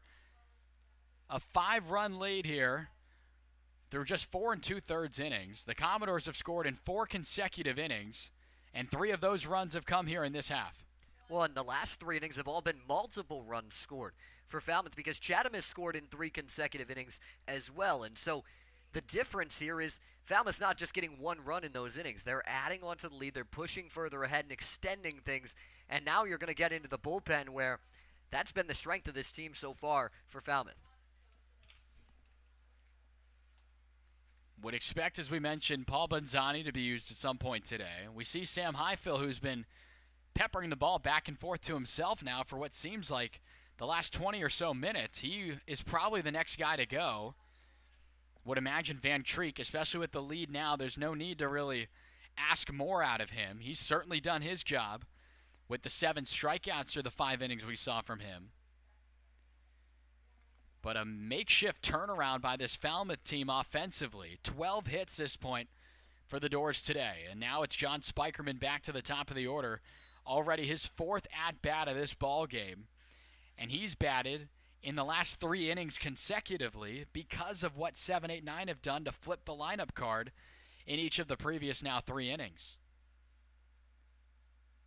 The 1-0 pitch to John. That one's down low, and it's a hitter-friendly opportunity, 2-0. Spikerman batting from the right side for the first time. He's got more power from that side. We already saw him go 1-hop the wall from the left side earlier in the game. See if he can find another barrel here. Humphreys swiped 19 bags at DBU this year. He's got a pretty aggressive primary lead. This one appears to be a changeup missing down low on the 2-0 offering, and it's 3-0 to Spikerman. A long inning being worked here in the bottom of the 5th of Falmouth. Spikerman, the 7th man to bat here in the order for Falmouth here in the 5th. And that one's nowhere near. It's a 4-pitch walk. And there are 2 on with 2 away for Travis Bazzana. And we've seen him get on some baseballs here relatively of late. Had a base hit yesterday at Orleans, but he's probably one of the last bats in this Falmouth order today that we're waiting to see kind of break through. Nate Humphreys right there on second base. He's done that with that RBI hit. And now Bazzana presents himself with a chance.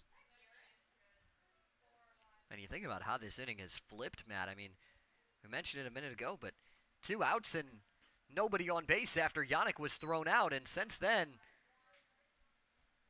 nothing else.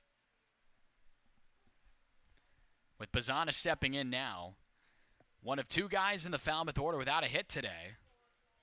He would love to change that right here. Tyler McGregor, the only other Door, still looking for his first hit. Another slider here, just nowhere near, not even a threat in the box for Bazzana, and now he earns himself an opportunity in a hitter-friendly situation. Yeah, and 6 straight balls from Sechrist on the mound since that quick meeting, and he's just trying to settle himself. It's been a nightmare debut for the southpaw out of Tennessee. And a guy who had, as you mentioned, a really, really good year for the Volunteers. This one in their first strike.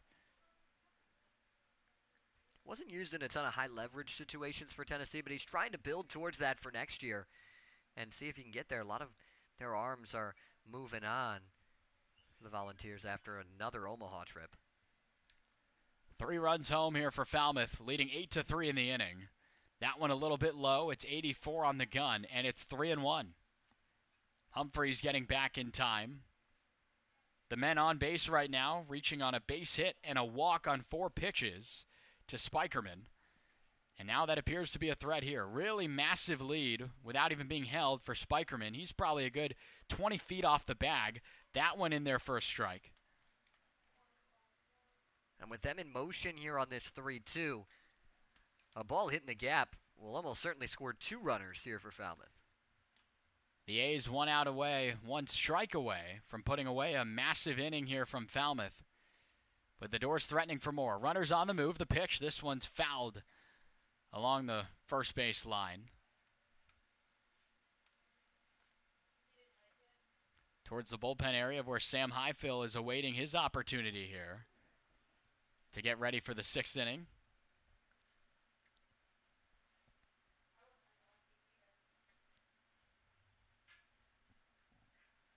The Doors on the brink again of really breaking this thing wide open.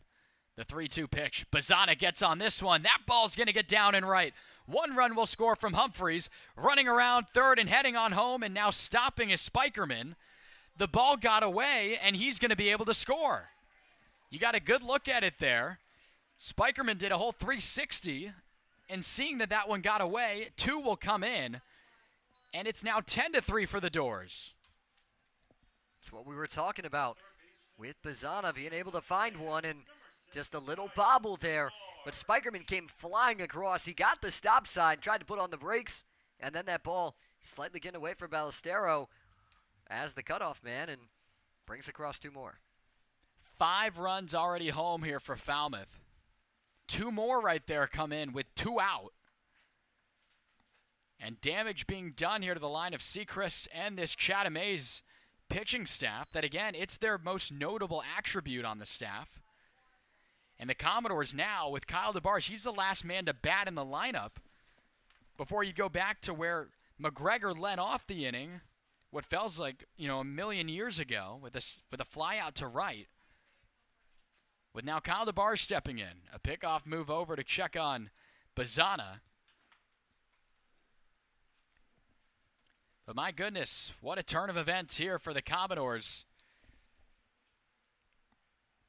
With the bats in their hand, 13 hits to this point in the game. Bazzana on the move now with contact there from DeBarge, and camping under it is Lyle Miller-Green, and he will put away a very long Falmouth inning. A lot of offense from the Doors in this one. On 4 hits, 5 runs in this 5th inning make it 10-3. And now we'll see Sam Highfill come out to take the mound for the 6th. When we come back, Zach Serdenik will take over on the play-by-play duties. It's all Falmouth here at the Gov.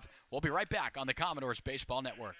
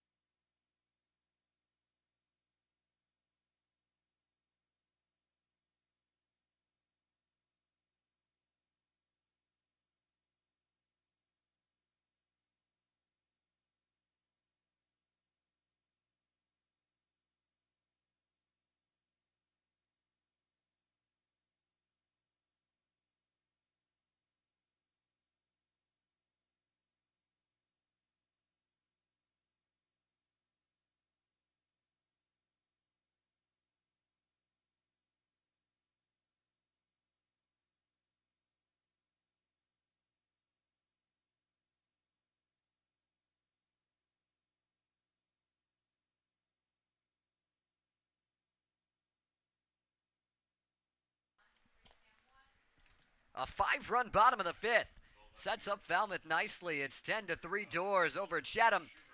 Logan Van Treek's evening is done after 5 innings of 3-run ball. He'll give way to Sam Highfill. Yeah, we saw Highfill in the Katuitt game. And again, there were a lot of negatives in that one, but he was probably the only positive last time going out. 2 innings, gave up 3 hits, no runs, and he struck out 2 Kettleers. Took on 9 batters, too. He faced a good chunk of that order for Katuitt. But at this point now, his 3rd game, a 2.25 ERA. Only 3 strikeouts against 4 hits, so he'd like to see that number go up. But nonetheless, good stuff out of the righty. Another good bullpen arm to this stable for the Doors. Evens up the count with Nolan Schubert. As Schubert 1 for 2, single in the fourth, and was a strikeout victim in the second. 7 punch-outs for Van Treek, matches the high of any Commodore this season. Really liked what we saw out of the lefty, Matt. Yeah, I mean, he only walked 3 batters. He did give up those 3 runs, but limited damage in all of those innings. I mean, the A's certainly presented a lot of opportunity. I mean, you look back at that third inning where 1 run came in, he stranded the bases loaded. And then consecutively in the 4th and 5th inning, a runner in each of those as well. And that third inning was a pivotal moment in this game so far. Schubert works the leadoff walk. But at that point, it was a tie ball game. Chatham had come back to tie it at 1. And then the bases were left loaded. Falmouth scored a pair. And since then, the Doors have been able to extend upon that lead. Well, yeah, it's a matter of taking advantage on both sides of the runners on base statistic. You know, you strand the runners defensively, and then you got to bring them in. That's why this discrepancy in the score is as wide as it is. Chris Maldonado fouls back the first pitch. That is the third leadoff walk drawn by the Anglers to this point. The first 2 both came around to score. Schubert trying to match that here. Maldonado has been productive so far. Vanderbilt Commodore taking on the Commodores here in the Cape League. Runs inside and brushed him on the elbow. And 2 free base runners given up by Highfill to start off his outing. Well, you're happy you put up the big number if you're Falmouth, but obviously you can't go unnoticed that in each consecutive inning after that, the Chatham A's have come away with putting up a run. They've at least threatened in all of these innings now, but this time they're threatening because of self-inflicted, a leadoff walk, a hit by pitch. Not the way you want to start an inning after putting up 5. Highfill falling behind Hudson White now. 1-0 is the count to the Chatham catcher, who's 0 for 2 to this point. Van Treek handled him well. A strikeout and a soft ground ball. There's the breaking ball that stays up, and Walker Yannick will go out to talk with him. He is still in the game at catcher after pinch running for Ross Highfill, and now wants to talk with the NC State arm. We almost had the Highfill battery, Matt. So close. Still waiting on it. Still waiting on it, but obviously more importantly with a big run, big lead like this, good to see Ross find a way to work a walk there, but if nothing else, I mean, you want to make sure he's okay. And you have a big lead. There's no reason to have him base running out there.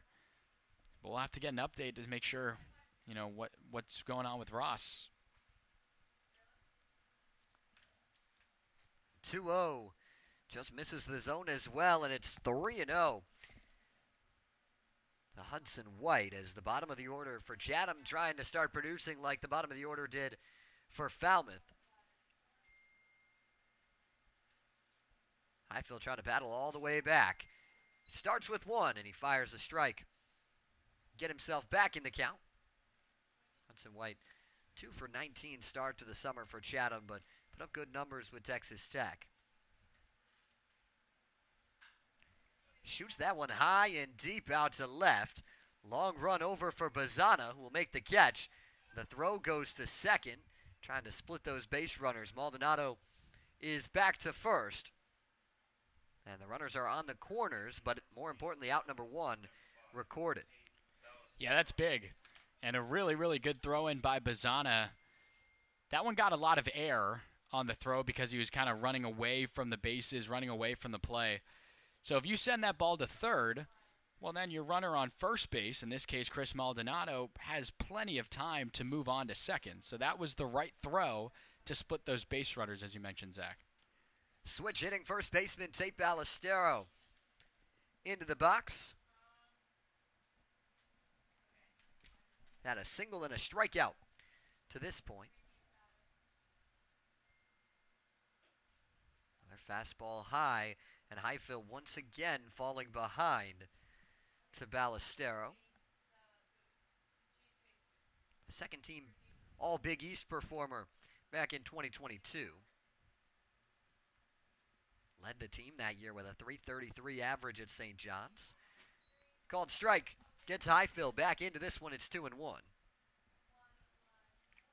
Looking at Yeah, again, Ballesteros come in to some big spots. A couple of base runners out there for him. The inning ended with him striking out in the fourth, his last time up, with a couple of guys on base. So everyone across both offenses, 1 through 9, despite it being 10-3, the A's have had a ton of opportunities to bring in some runs. You see now the 4 hits that they've had today, 3 walks, now 4 in this inning, the hit batter. Been a lot of base runners for both teams in this game. called strike. The outside edge, Ballestero was ready to flip that back to the dugout, but instead he'll dig back in. Highfill, no stranger to high-level situations. Leading NC State in wins this season. Played with Team USA a couple of years ago. Ballestero hits that one hard out to center. Spikerman going back to make the catch right in front of the wall. Tries to fire to first base. Maldonado back in safely, and a sac fly from Ballestero gets Chatham another. Well, Tate Ballestero, we were just talking about his hitting accolades. He just missed that one. The first baseman out of St. John's, probably about a matter of just a couple of feet. But John Spikerman, with all that speed, he's able to get there and make the play. And when you're up as many as you are, you can afford a sacrifice like that to make it now 10-4. Sam Antonacci steps in, a called strike on the first pitch to him. His head coach at Heartland Community College this past year, Chris Razzo, said he's arguably the best guy they've ever had come through their program. Left-handed hitting shortstop, was outstanding with a .515 average this year at Heartland. He's headed to play at Coastal Carolina next season. And he entered for Austin Miala earlier in the game after that collision. Now slotting into the leadoff spot. And Highfill ahead in the count now. That's what you like to see from the Commodores righty as he gets himself back going in this inning after the slow start. Yeah, I mean, he comes right back firing strikes. Got that big out there from Spikerman. Now you're just one strike away from getting out of this little jam, but you don't want to give Chatham any reason to come back into this game. 1-2, hit on the ground and past Martin into right field. Maldonado with a big turn. He'll head to third. The throw from Humphreys pulls DeBarge off the bag. And they're once again on the corners, this time with 2 away, as Chatham tries to cut into this deficit. Well, as we mentioned, you're one strike away, and that one's just a slow dribbler into right through the hole on the second base side of the infield. And give credit to Nate Humphreys. We talked about his gold glove that he plays with at DBU. That throw was a lot closer than I thought it was going to be. I didn't think it was worth the big throw given the churning effort over there by Chris Maldonado getting into third, but not by much. Maldonado gets in there. Xavier Casarilla now steps in. First pitch is that sweeper from Highfield and misses to start him off. Casarilla 0 for 2 with a hit by pitch so far on the evening. Played that big part in the last meeting between the two. Fastball high and outside. Highfield had such a long time, Matt, warming up through that long inning, and now just trying to lock back in and settle into this game. 2-0 elevated. Back pick over to first. Bounced in to McGregor over there. But Antonacci was creeping off that bag. Yeah, it was a really good throw from Yannick. It almost looked like McGregor, if he lets that ball naturally take him to the bag, he might get that tag down. One sent high and foul. McGregor runs out of room as it lands up on the hill. Another good crowd here for a weeknight game at Gov Fuller Field. Fans have continued to kind of wander in throughout the ball game, and on the Falmouth side anyways, they've enjoyed a fun one, especially on the offensive side for the Doors, starting to break out 10 runs on 13 hits already. Another foul ball. The count now full to Casarilla. Yeah, nice job by Highfill. Battling back, as you mentioned, fell behind 2-0. Now he's got himself in another spot here to deliver a strike. And whether he can do it himself or have the other 8 guys behind you to pick up the out. Payoff pitch. Breaking ball fouled off the foot of Casarilla. He'll earn another one. Well, that one was up a little bit. Would have been relatively close behind the plate of the strike zone by Mickey Garcia, but I think you're happy that Casarilla gave that one a whack at it. And you do the full count pitch again. Antonacci at first, on the move again. Fastball, strike 3 called.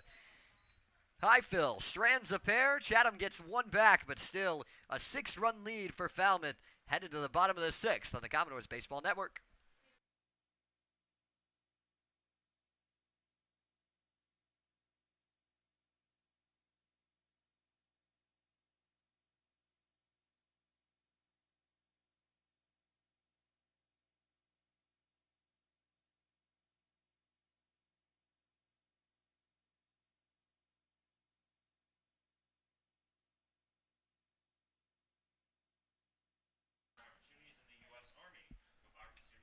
A 6-run lead for Falmouth as the Doors come back to the plate here in the bottom of the 6th. But before we get back to the action, we're going to send it down to the field with Destiny Sanchez. Thanks, guys. Team USA announced their 2023 Collegiate National Team roster, and 3 Commodores players from this season will represent Team USA. Charlie Condon, Deuce Gorison, and Jace Lavalette will all play in a pair of a 5-game series for Team USA. It was great to have them here in Falmouth, and we wish them the best of luck down in North Carolina. Back to you guys. Thanks, Destiny. It was definitely fun to see those guys here. Charlie Condon anchoring the order from the beginning until the time he left.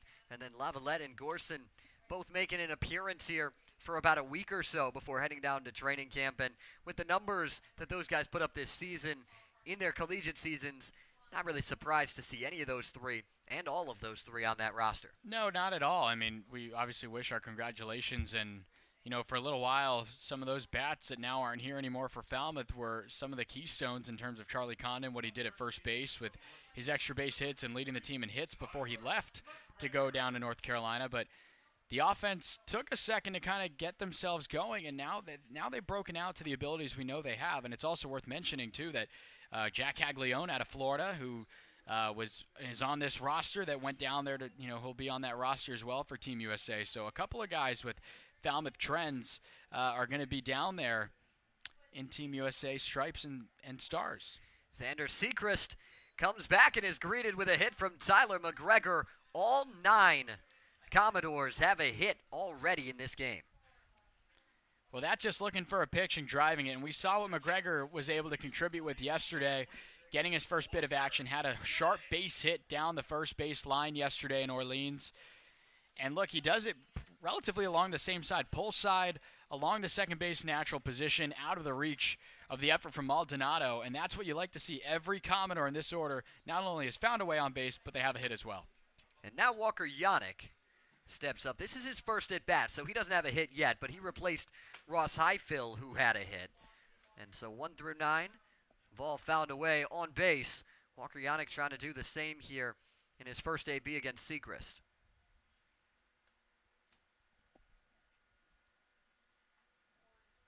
Trying to keep the train moving and the momentum going towards the Falmouth side. Yannick quickly behind in the count, 0-2. He came off the bench swinging. Yet to find anything into play. I mean, he's just as antsy as probably these other guys, getting in the box, being able to put up the offensive production. He probably wants in on the action. I'm not surprised to see him overly aggressive. Plus, he's gotten to see what all of his other teammates have seen from these arms, especially in terms of Sechrist, who's gotten hit around a little bit here at Falmouth. Sliced foul on another 0-2. That was pitch 46 for Sechrist. He's only recorded 3 outs. That's not what you wanted to see from him out of the bullpen in his Chatham debut. But he's still in. They gave him the confidence to go back out there in this situation and try and keep the deficit where it is. And the game's still not over yet, but it could just be a thing of wanting to eat up some innings too. Definitely a fair point in a situation like this where you've got a lot of games in a row for Chatham, especially with the rainouts that they've had. Yeah, lead the league in rainouts to this point in the year. I believe 3 for Chatham to this point, given some of the unpredictable weather we've seen in the month of June. But the way the forecast is looking in early July, should be sunny for most of the time the rest of the way through. Certainly hope so. Yannick has worked the count back even. Trying to get a chance continue and win this battle against Sechrist. Yannick's had a slower start to the summer, had a big game against Bourne last Friday, but besides that, has struggled. Sends another one foul, continuing to spoil off pitches and get to see more from Sechrist. I mean, that's what it's about. Again, you're trying to get up there and battle for pitches that you're looking for and work back in the count. When you work back in counts like this, you see more of what the pitcher is able to throw. You see what he goes to in certain spots and certain tendencies. Another 2-2, back up the middle past a diving Antonacci and into center field. Back-to-back singles to start the bottom of the sixth, and the Doors keep rolling. Now, Zach, we can say every Commodore that has stepped into the batter's box today has a base hit, and Yannick does it in his first try. You mentioned being down 0-2, fights up a couple of breaking balls. That time, though, Sechrist tries to get a fastball right by him, and it's sent right back up where it came. Good effort by Antonacci. We talked about what he's been able to do to this point since coming in from Miala. But that's what you like to see from Walker Yannick, sending it right back up the middle. And an immediate threat here by Falmouth, to no one's surprise. Already 15 hits in this game. Unbelievable. Chopper down that first base side, takes a tough hop and into right field. Yannick thought that ball was foul. He stopped at second. Now he'll head over to third. That held up the runner at first in Snell. But an error over at first base on Ballestero. And they're on the corners as yet another run comes across for Falmouth. Well, yeah, I mean, it just looks like a routine ground ball for the A's trying to get an out. And now the call to the bullpen will be made. Just a sloppy kind of effort there over with Ballestero at first base. That's tough. And it just has been one of those things for really the first time, it seems like in a long time, everything has gone the way of Falmouth today. Already 4 errors for this A's team. And now with runners on the corners, already 1 home, no out. This is a tough bit of laundry coming in for the bullpen arm of Chatham. The day is done for Xander Sechrist. It'll be a debut to forget for him. But still a long season ahead. He'll give way to the new arm. We'll give you all the news on him when we come back.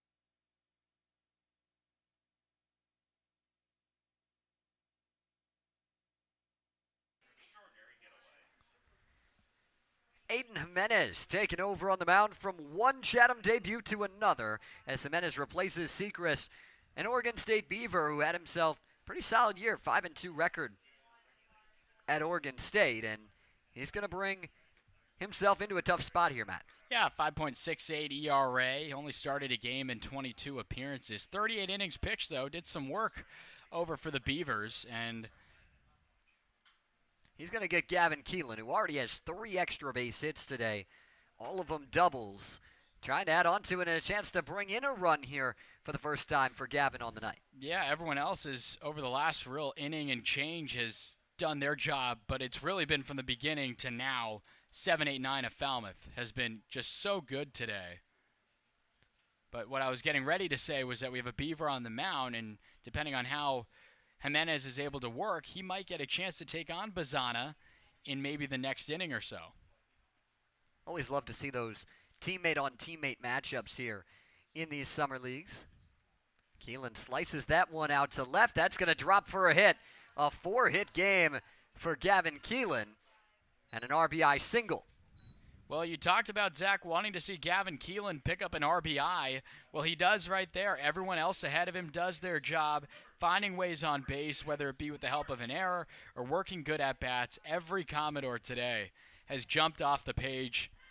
And that's another hit for this Commodores team. I believe now 16 hits for Falmouth.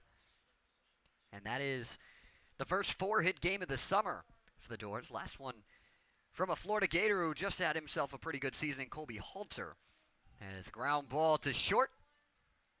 And a double play turned quickly there by Chatham. Off the bat of Christian Martin, and Jimenez trying to find his way through this inning with as little damage as possible. Well, yeah, I mean, that helps. You know, again, he's in a mop-up role right now. The only runner still out there at third base is Gavin Keelan.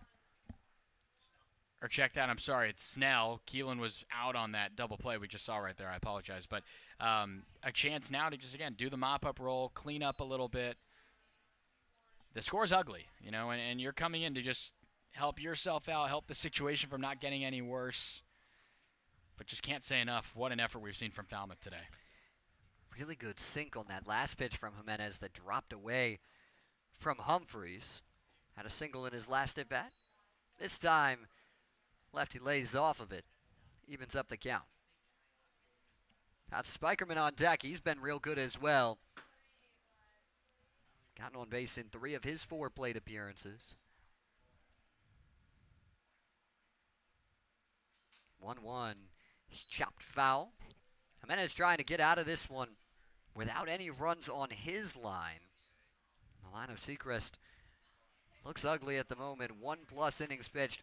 6 hits, 7 runs, 5 earned, 2 walks, no strikeouts, and is still responsible for Snell over at third base, although it wouldn't be an earned run after Snell reached on that error. Humphreys gives that one a ride out to right. Trice is back on it to make the play about 10 feet in front of the wall out there in right field. But the Doors add 2 more. It's a 12-4 lead through 6 at Gov Fuller Field. You are watching Falmouth Commodores baseball.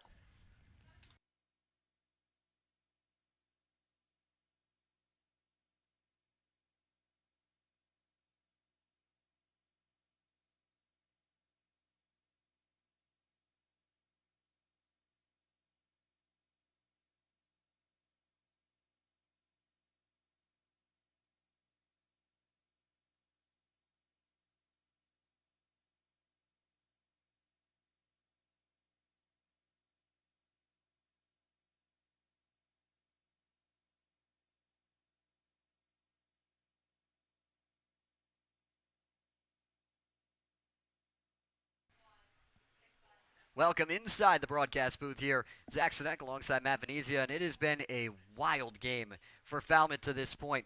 Just an offensive explosion that we have yet to see anything near that this season. Yeah, and especially we're talking just one day after one of the more sort of poor efforts offensively. Again, not a lot of hits. You only stranded 4 base runners. There were a lot of errors by Orleans, which allowed Falmouth to sneak away and scratch and claw for that win, but a very different effort tonight by this Falmouth team that, again, been waiting to see it. You're getting production from literally every single player in this order. Now 10 different hitters have stepped into the box for Falmouth, Walker Yannick being the latest addition because of Highfield leaving the game. and he gets a base hit in his first at-bat too. Hitting's contagious, and they're taking advantage of a Chatham team that has surrendered the most amount of runs coming into this game in the Cape League. Well, now they're going to be up there a lot higher than what they were earlier today. They are, and it's been a party out here at Gov Fuller Field. The fans are enjoying it. Getting some dancing in with Homer out there on the bleachers, and a pinch hitter for Chatham. Trying to spark something and get some more guys some at-bats. It's Matthew Edsel. First pitch misses to Edsel from Sam Highfill, who's in his second inning of work. Edsel replaces Lyle Miller Green. High fly ball out to shallow right. Off the bat of Edsel, Humphreys with that one for out number 1. Yeah, just quick work from Highfill. I mean, again, you see the score of what it is. You're going out there to do a job, and Highfill getting some more insurance from this offensive team from Falmouth that's just broken out today. And you want to make quick work out there. You get your outfield to help you out as well. Good start. Good breaking ball to get ahead of Carson Benge, who's 0 for 3 to this point. Hit a ball really hard back in the second off of Logan Van Treek, but was retired off the deflection. And it's quickly 0-2.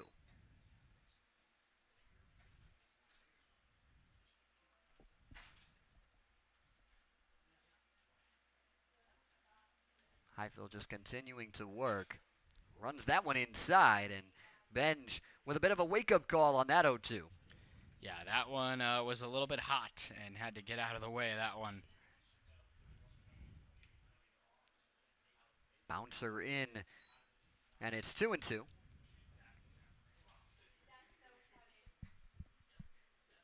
Just so many good at-bats work today by Falmouth. If that's the one thing to take away from this offensive explosion, is that when you're looking for pitches in certain spots that you can hit, that's when numbers like this happen. Backdoor breaking ball, just a touch outside, runs the count full. I mean, of all the runs Falmouth scored today, they've stranded a runner in every single inning as well. 3-2 fouled back. That's what happens when you get on base as much as the Doors have to this point, and it's just been very impressive. Right now you've got 12-4 advantage. You've put up 16 hits. Can't ask for much more from this offense tonight. Another 3-2. Ugly swing and a miss on an elevated breaking ball from Sam Highfill. A couple of quick outs here in the top of the 7th, and cruising right along through the heart of this Chatham order. Well, a nice job there by Highfill, who was ahead 0-2 in this count. Fired back 3 straight balls, a couple of foul balls there, but he puts them away with the bender, and there's another good-looking one right there. Goes to the front door to start Carter Trice. A couple of collegiate teammates battling it out. 1 breaks outside. It's a 1-1 count to Trice.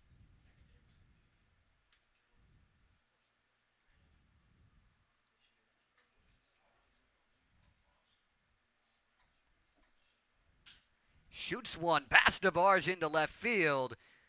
And the hitter gets the better of the pitcher in the battle of the Wolfpack. A 2-out single extends the inning for Chatham.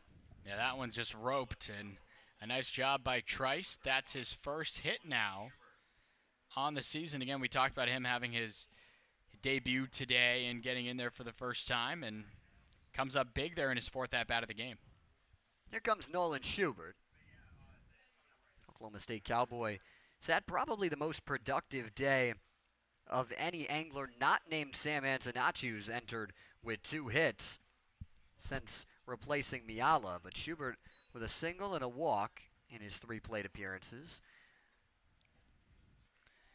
Yeah, just a very different game than the last time these two teams faced off. Remember, Falmouth 19 up, 19 down, was getting perfect gamed into the 7th inning. And now they look like a team that has been hitting like this for just days. Everyone's striving and seeing the baseball like a beach ball today. Very, very different from the last time these two teams faced off.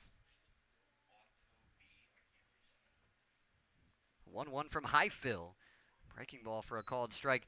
And you've seen the pitching on the Falmouth side show some flashes today, but Chatham's bats have come to life, as you mentioned, as well. Absolutely. They've gotten a lot of help with a handful of walks. There's been a hit batter, 6 hits, 4 runs. I mean, that typically you would think keeps you in many ball games. Not today, though. DeBarge with a nice play on the back pedal, going to take a tough throw, and he got it to him.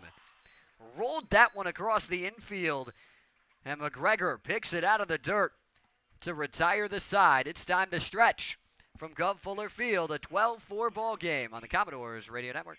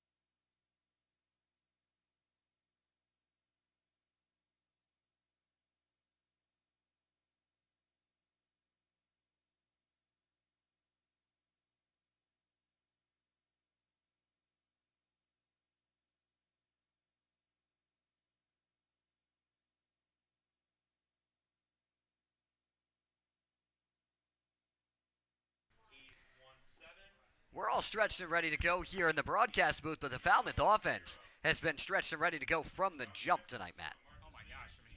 It's been tremendous. Everything we've seen from this team today looks completely different, a night and day difference between the team we saw yesterday and over the past couple of games to this point now. This is the most amount of hits the Commodores have put up in a single game. They put up 12 in their last win at home against Wareham, 12-2, but that was different. Wareham walked 11 batters, and the Falmouth Commodores didn't even have nearly as many hits as they do right now. It's different when everyone is striving and finding the baseball on their bats, and that's what we've seen 1 through 9, regardless of who's been up in different situations, even bats that have struggled a little bit to this point in the year. They all look locked in. Spikerman to face Aiden Jimenez, who came in to clean up the mess in the last inning, and did a solid job of that. 1 run came across in that time, but it did not go to his line. And now should see an Oregon State matchup with Bazana on deck. I would expect so. Again, you're probably just trying to just get up as many innings as you can across your different arms without having to use a ton if you're Chatham. Because, again, summer ball, you play every single day. 1-1 runs in to Spikerman. And, Matt, something you mentioned earlier about being over a third of the way through the season and it goes by like that. Part of that is you had just a stretch where it was 9 games in 9 days. That's a fifth of your season right there in that 9-day stretch. No, couldn't have said it better myself, Zach. I mean, you got to take advantage of certain situations like that where you might be dragging along wanting that off day and things haven't gone your way. I mean, the Commodores entered that off day on a 5-game losing streak. They come out of it with a gutsy win last night on the road at Eldridge Park, and then today the best overall performance we've seen from this team. 3-1, misses outside, a leadoff walk to John Spikerman. And sometimes all you might need is just a step away from the action. Despite those 9 games being a fifth of your season, sometimes the best medicine for fixing your struggles in the game of baseball is to step away from baseball. And I think that's what we've seen here from this Falmouth team. Certainly is hoping to get something going, and it seems that way to this point. Bazana can't get that one. A changeup that dropped straight down, and he gives a nod of approval to his collegiate teammate out there on the mound. Got some defensive changes as well. Edsel stays in the game for Miller Green. He's in center. Casarilla moves from third out to left.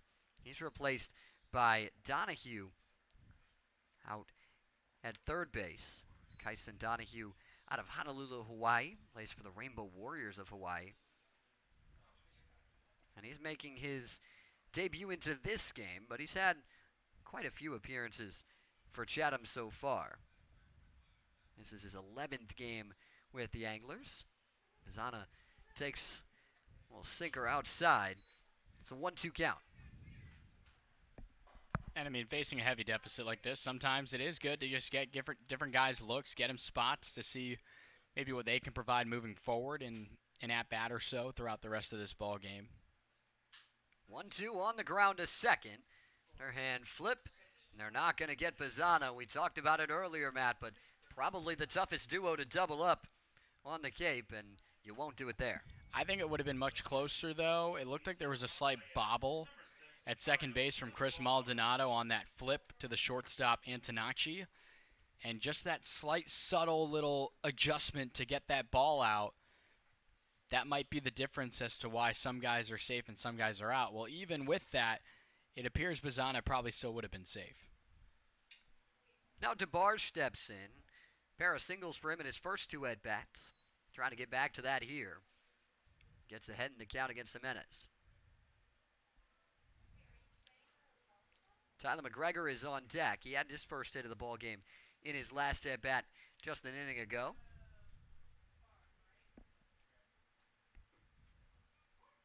Called strike to DeBarge at the knees. 1-1 count to the Louisiana Raging Cajun.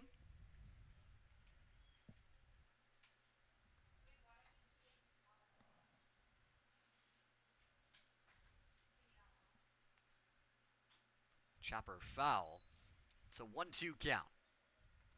Doors all over Chatham here tonight in Falmouth, and some other results so far that the Doors might like around the league as well, with Bourne going down and then a big lead for Cotuit over Hyannis, and Wareham down to Harwich as well.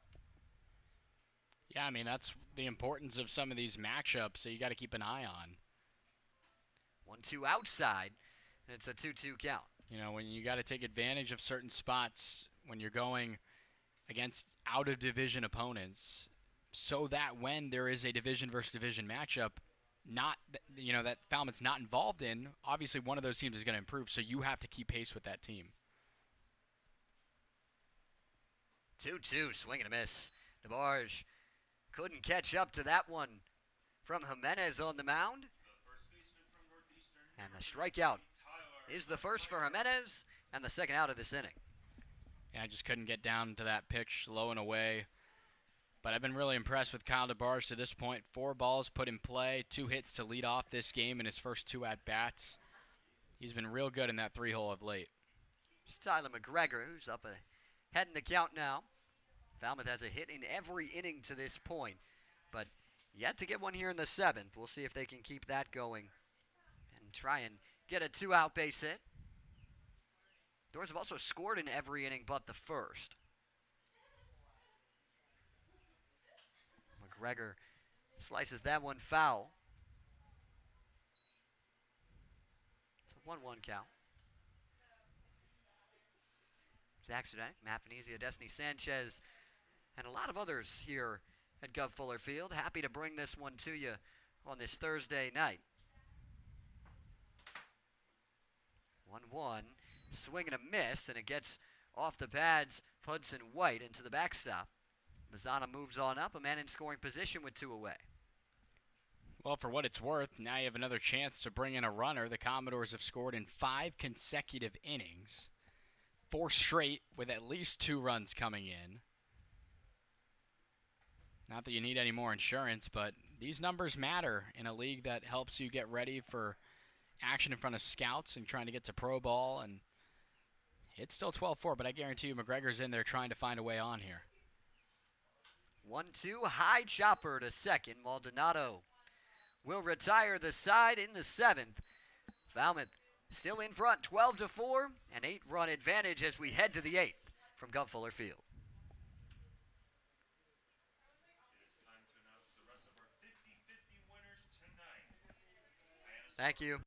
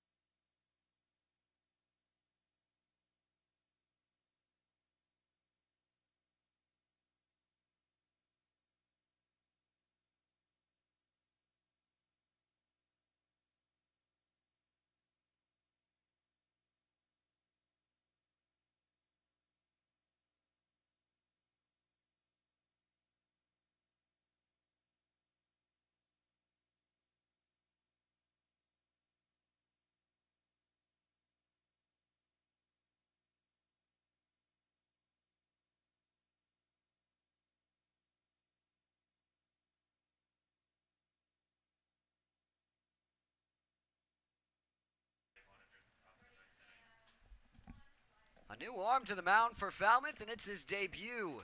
Here for the Doors, it's Hunter Hodges. Out of TCU, 6'3", 220. Big guy on the mound. Really attacks the opposition with that big stature, as you see his view right there warming up. Hodges out of TCU, 13 times used this year in 14 innings. Had a 2.57 ERA.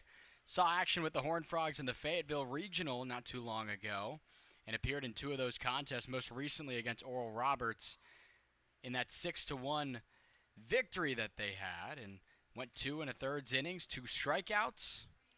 It's all about that postseason experience in big-time baseball. A lot of those arms and athletes getting in here to these Cape League teams, and Hunter Hodges is no different. It's got to be cool to have your best outing of the season come in Omaha. I mean, you can't really beat that.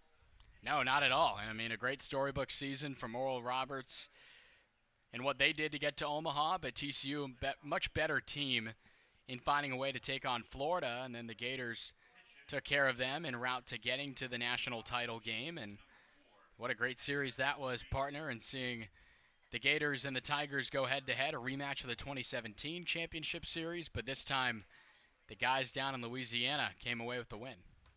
And another pinch hitter here for Chatham, it's Tanner Reeves out of Blinn College. Yeah, don't be surprised if we see a lot of these substitutions from the Chatham A's. Hodges misses with the first pitch to start off his outing. Had some pretty good Horned Frogs here with the Doors in recent memory. Braden Taylor rings a bell. Potential top 10 pick in the draft in a couple of weeks. That's right. Hodges behind 2-0. There's another former Commodore who was a top 10 pick in the MLB draft of not too long ago. There's quite a few of them. I'm thinking of Adley Rutschman, but I don't know if that's who you're looking for. That is who I was thinking of. 2-1 count there as the fastball gets Hodges back in the count. Adley Rutschman just missed out on being an AL All-Star starter in the fan vote that was announced tonight. Jonah Heim, the starter for Texas Rangers, paced the way in the AL. Well, the Rangers were a team that I thought was really going to break out this year, but you know, you always got to like, I guess, the Astros. They always find a way to get back up there. But I've been really impressed, even without DeGrom for a good chunk of this season, to go and do what they've done out down there in Arlington. Yeah, cruising in the AL West right now. Got the Angels and the Astros chasing those guys. Got a few former Commodores up around the league right now. I believe the number is 27 Falmouth players on active MLB rosters. 3-2, strike 3 called. Backdoor breaking ball. Sits down Tanner Reeves, and can't ask for a better start for Hodges. Not at all. I mean, he shows you a couple of his different pitches there, but just drops a breaking ball, and Reeves is just left buckled. Can't do anything about it. Really, really good start from Hunter Hodges, who I would expect, Zach, through the rest of this game, just given the lead. Let him go out these next now 5 outs and get this one done with. But Hodges has the stuff on the mound, has played big-time baseball, and that was a big-time breaking ball there for strike 3. Hudson White is started with a called strike. Going back to the former Falmouth players in the big leagues right now, talking AL West, got to think Bryce Miller and his start to the season with Seattle was just outstanding. Oh, yeah. There's a lot of good Falmouth guys, you know, out there right now in the major leagues, and I mean, you could really look all over the place from different years, going back as far as Jacoby Ellsbury to as recent as, you know, the work that we've seen from Adley Rutschman and even guys like A.J. Pollock. I mean, the list goes on. And that's what's so beautiful about, you know, about the Cape League, is that there's over 360 active alumni throughout their time, and the list just continues to go on and on. We expect a lot of these guys that have gone home for the draft or are getting ready to, that will continue again for that number to keep increasing. 2-2 count now to Hudson White. I mean, we talked about some hitters there, and then Bryce Miller, but you got to look. Spencer Strider has been outstanding. You've got a Strider and Rutschman pairing that those two guys together make up arguably the best young pitcher in baseball and the best young catcher in baseball. Sure. Yeah. And White shoots that one out to left. Bazana coming in, and it goes through him and to the wall. White heads around second. He'll head for third. The throw from Spikerman comes in quickly, and White moves on back and it's a 1-out double. Yeah, Bazzana came in relatively sharply on that one and had the tough hop kind of eat him up a little bit. Obviously, with the gigantic lead, that's okay. Obviously, if you're Hunter Hodges, you would prefer that your left fielder is able to keep that in front of him. That's a tough hop out there in left, no doubt about it. Bazzana, we've seen him being used all over the place for Falmouth. He had some great plays yesterday at second base on the road in the win. But today he's been out there doing some stuff in left field for the Commodores. But nonetheless, a 1-out extra base hit picked up for Chatham. Anglers trying to get some momentum into their next game tomorrow as they are back at Veterans Field to host Harwich, a team that's been towards the top of that Eastern Division standings since getting hot earlier, and they're putting it on Wareham right now. But with how the Gatemen have been, you can never count that team out of games. They have come back again and again and again. A lot of walk-offs, a lot of late-game heroics. That team does not go away. Called strike. Gets Hodges back into it against Ballestero. And this will be nice for the Commodores. You know, you get this win tonight. You're going to take off another East Division team in Brewster tomorrow. And then you go to Spillane Field for the first time this year and see that Wareham team we're talking about. 2-2 count. If the Doors can keep this momentum moving, they can try and gain some ground and get back into it in the West Division standings. There's a big margin right now, but still plenty of time left, and the 7 points looks a lot worse than it actually is. Only 3.5 games separating the Doors from both Hyannis and Bourne in the standings. Absolutely, and again, you take on your divisional team 6 times. I mean, there's a lot of time to not only catch up, but to do damage against those teams that are sitting ahead of you. 3-2 breaking ball. Can't catch the zone. Ballestero works a walk and 2 aboard with 1 away. Talk about some of those matchups. You look at a team like Bourne. The Doors still have to play Bourne 5 times the rest of the way. The same with Katuitt. Actually 4 times for Bourne, 5 for Katuitt. But Hyannis, you've already played 3 times, and that's a spot that Falmouth is going to have to get things going on in the second half of the season because the Harbor Hawks have already won all 3 of the first 3 meetings. Now, for what it's worth, I mean, 2 of those next 3 against Hyannis will be here at home. All those games, aside from the most recent one at home that was on Nesson the other day, was a tough outcome for Falmouth, losing that one 3-1. But they've all been close games. I mean, you've hung in with this team that's been ahead of you in the division battle for a while. And 2 of those 3 games, Falmouth was leading for the majority of them. Yeah, you look at the walk-off loss when you're up at that point in the game, late in the game, and then obviously the 5-1 lead gets evaporated relatively quickly, and then the rain. I mean, who's to say that the Commodores couldn't have come back in that game? That's a tough situation.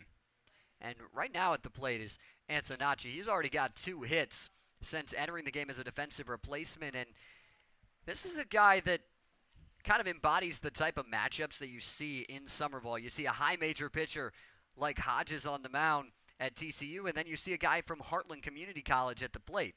Albeit he's going to Coastal Carolina, he has that talent, but these are matchups you don't see during the spring season, and you see a ton of them out here on the Cape. No, yeah, absolutely, and that's what these scouts are here for guys like Antonacci that are, you would say, maybe under the radar in some of those smaller programs. At this point, not even that big of a program in terms of playing community college ball and making the jump to Coastal, who's been very, very involved in terms of NCAA tournament action of late. But he put up great numbers at Heartland Community College this past year. The 3-2. Swatted foul off the pole and heading back into play. There, DeBarge gets an extra ground ball rep. He'll flip that one to some of the fans down that left field line that have stuck around here up over on the hill. Another 3-2 coming. Good battle between Hodges and Antonacci. Payoff. Swing and a miss. Hodges gets him fishing for out number 2. Well, 2 consecutive were able to reach on a double and a walk, and now you pick up your second strikeout of the inning. If you're Hunter Hodges, only had 14 strikeouts in the 14 innings that he pitched. Walked 9 batters too, so he struggled in terms of that good ratio, but he's coming back here and fighting. We've seen the walk that he tends to give up, but has come back firing here to try to avoid the inning. Starts Xavier Casarilla with a strike. He started at third base, now moved out to the outfield in left field in the last inning, as Kyson Donahue entered at third base. One misses out. Evens up the count 1-1. Donahue hoping for an at-bat for this team. He'll get that at-bat if one more Angler is able to reach between this inning and the next. A 2-1 count to Casarilla. Matthew Etzel's on deck. He was a pinch hitter for Lyle Miller Green to start the top of the 7th. He's trying to get his second AB in as many innings here in the 8th. That 2-1. High and outside. Hodges trying to settle in his control as Casarilla ahead now 3-1. A good amount of pitches thrown here. Every batter's seen at least 2 balls and 2 strikes up until this point here. There's been a lot of counts, a lot of at-bats and pitches being used. Casarilla works a 5-pitch walk, and they're juiced now for Matthew Etzel. Well, I mean, again, you don't really see a reason to pull the plug on anything here, obviously, and a very, very large, comfortable lead here, but you don't really want to give. There's still another set of at-bats coming out, 4 more total outs to work with for Chatham. So you don't really want to allow anything here if you're Hodges. Nice job. Start him off with a strike. Etzel out of Southern Miss. Another good season for the Golden Eagles. He started all 66 games for Southern Miss. Now coming off the bench here tonight, a bit of a different role for him. But really good numbers, 317 average, 381 on base percentage. And coming out of JUCO ball at Panola College last year, he was D1 Baseball's #1 JUCO impact player entering the season. Pulls that one foul. It's 1-2. Now he's got what it takes. There's no doubt about it. I mean, he slugged to 470, drove in 51 runs. It's a lot of these guys in these small mid-majors that if they play well enough during the regular seasons are able to play on a platform like the Cape League, and now it's about making good use of your opportunity. The 1-2. Just gets a piece of the breaking ball to stay alive. I mean, you look at the numbers back at Panola College, you understand why D1 Baseball had him as their impact player coming out of the JUCO levels. 433 average in 2022 at Panola, 7 long balls and nearly 50 runs batted in once again. 1-2, down in the dirt, and he'll lay off it to even up the count.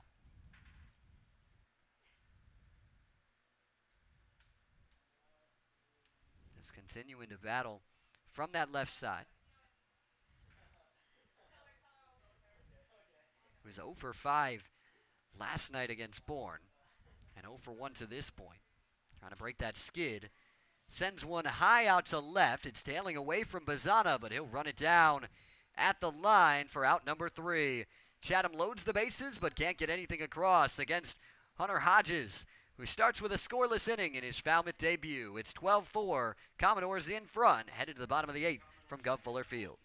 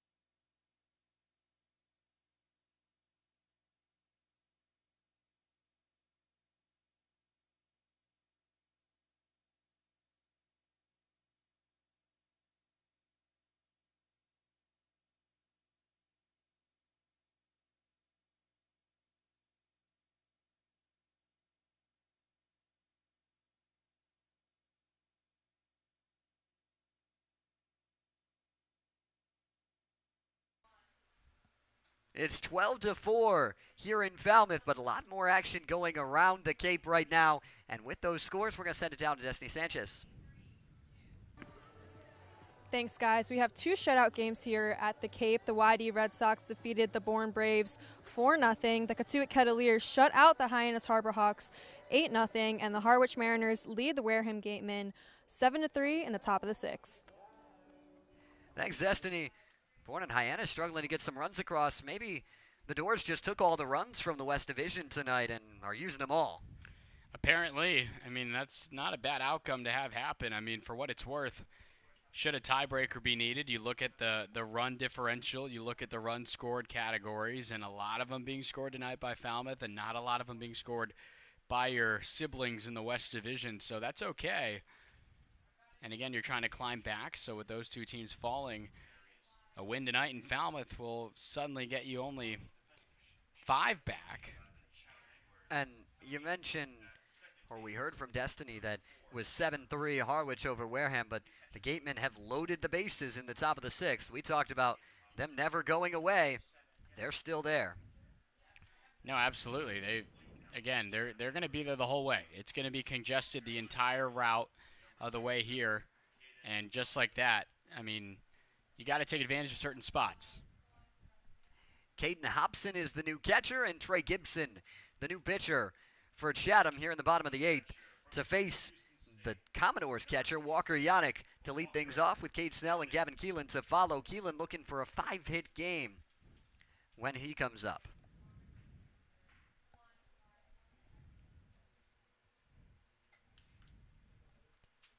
Yannick has a hit in his lone at bat. Gibson starts him off with a strike. Trey Gibson did not play during the 2023 season at Liberty, although last year started 15 games, a 6.75 ERA with some shaky numbers involving his efforts at 3-5 on the year, but did throw 56 innings for the Flames. So it's good for him to get a start here and get an opportunity in the Cape League after not playing a lot of baseball not too long ago.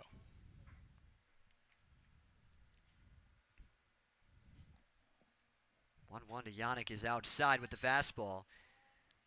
That new catcher is number 37, Caden Hobson.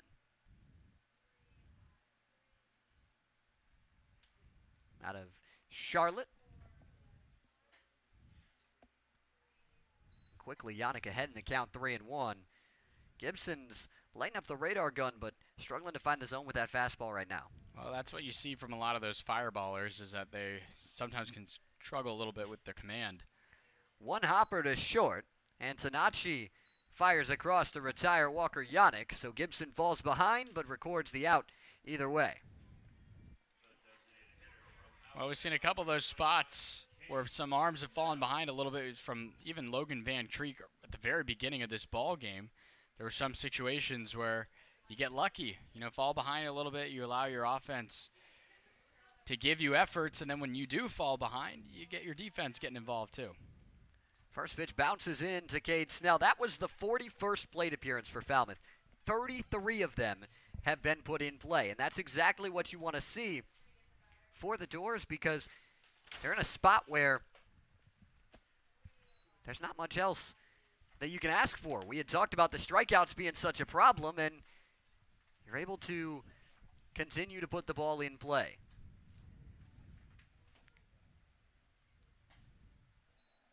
A 3-0 count now to Cade Snell, though. Of those 8 not in play, 3 of them were walks. A chance for a 4th walk here with a 3-0 count.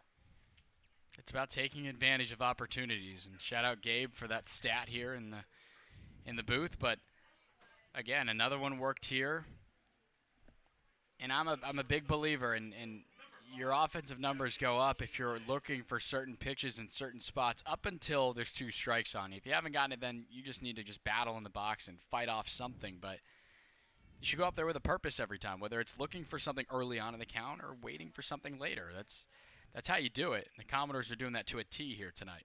Speaking of guys that have battled, Gavin Keelan, 3 doubles and a single. He's 4 for 4. It's an 0-1 count. He's looking for the first 5-hit game by a Commodore since 2017.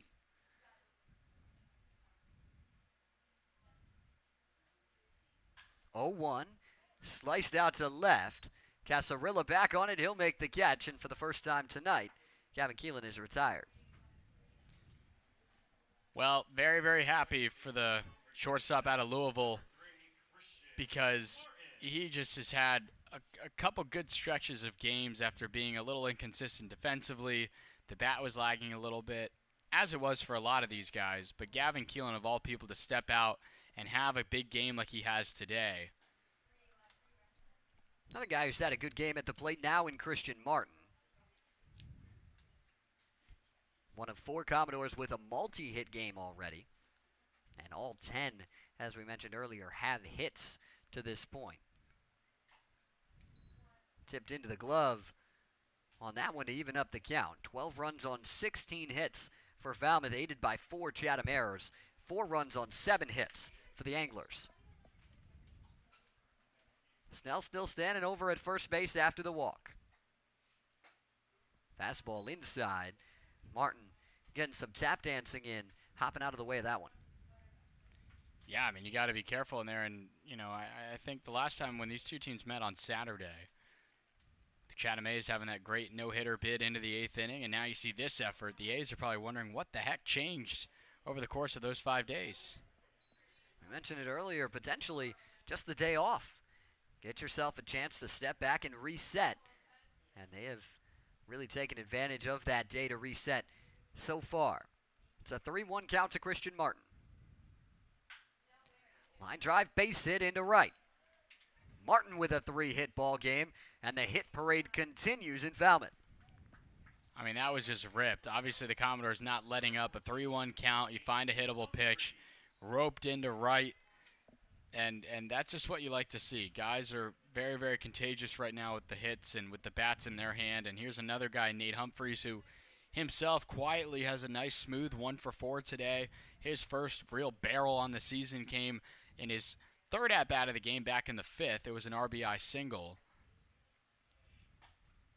Fastball to start Humphreys. In case you're wondering at home what the record is for most hits in a game in the Cape League, at least in the point streak era, so what we have stats compiled through back to 2010, 23 hits by the Falmouth Commodores back on August 2nd of 2013. Still a little ways away from that one. Needs 6 more here with most likely only 1 out left to work with at the plate. I don't think they're going to get to that. I was just going to say, you're going to need a massive inning here with 2 outs to be strewn together. But no, nonetheless, it's been very impressive what this Falmouth team has done today.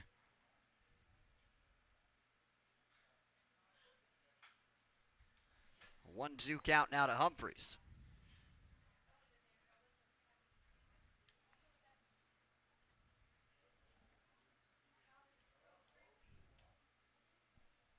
Snell reached on the walk. Martin had the hit. That's where they stand right now with a 1-2 count to Humphreys.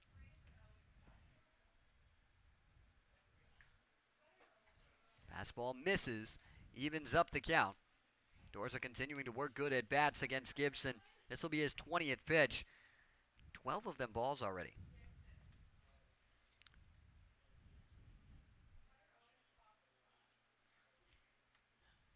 Snell dancing at second. The break even inside.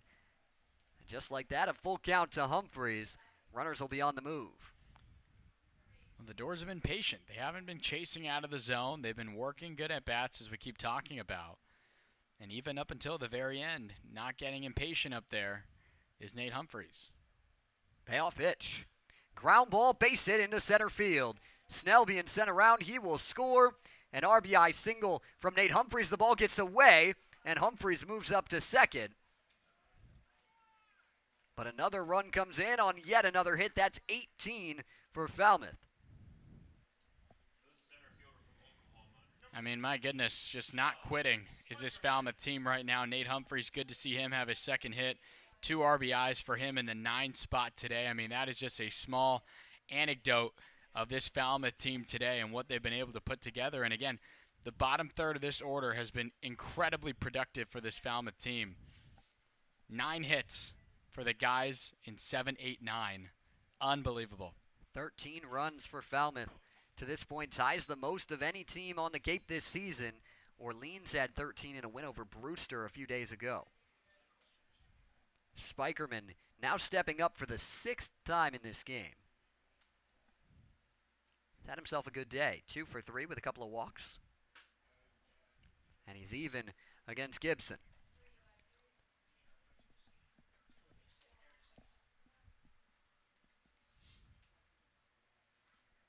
Switch hitter back to the left side, where he already doubled in this game. Singled from the right side.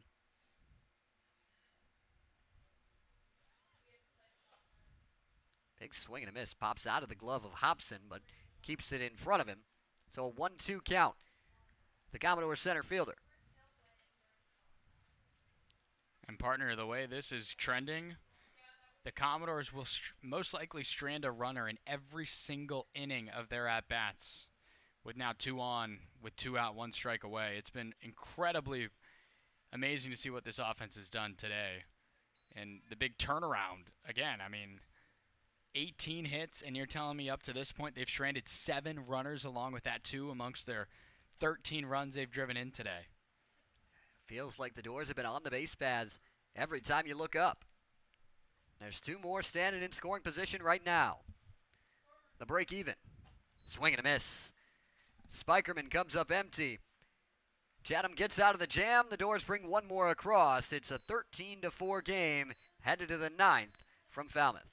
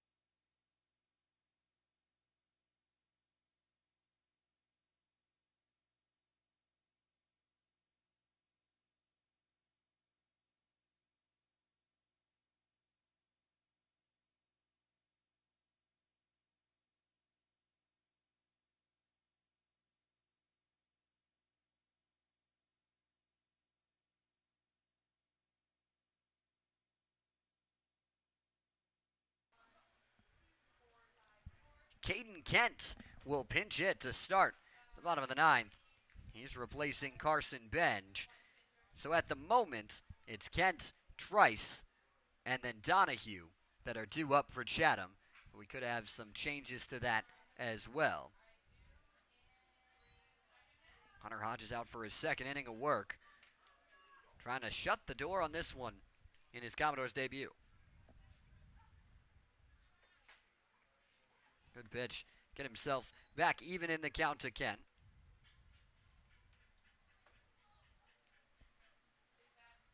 Left-handed hitter out of Texas A&M. High chopper over the glove of Hodges. Play on the run from Martin. McGregor couldn't keep the foot on the bag on the stretch. And a man reaches. Yeah, they're going to rule that an infield hit. Really tough play for Martin. You're almost hoping that 6'3", 220 frame from Hodges on the mound, he was going to be able to leap up and grab that one. But even the wherewithal to still keep that close from Martin. And despite the stretch, it looked like the stretch was still able to be made and the foot and tag still applied from McGregor, but it's just good speed out of the box for an infield hit. Called strike to start off Carter Trice. He singled back in the 7th against Sam Highfield. That was his first hit of the summer. 1 for 3. Walked and scored against Van Treek back in the 4th. Pitch misses. If the score holds, this would be the first time that a Commodore starter would get a win on the season, as Van Treek able to go 5 and get himself in line for that win. Well, very well deserved, too. I mean, he looked good today.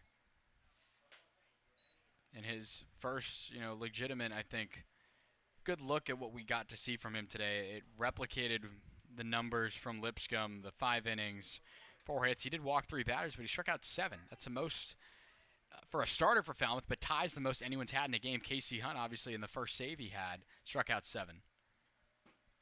Fastball to the backstop. Moves on up the runner. A man in scoring position for Chatham, just trying to add to the runs in this game.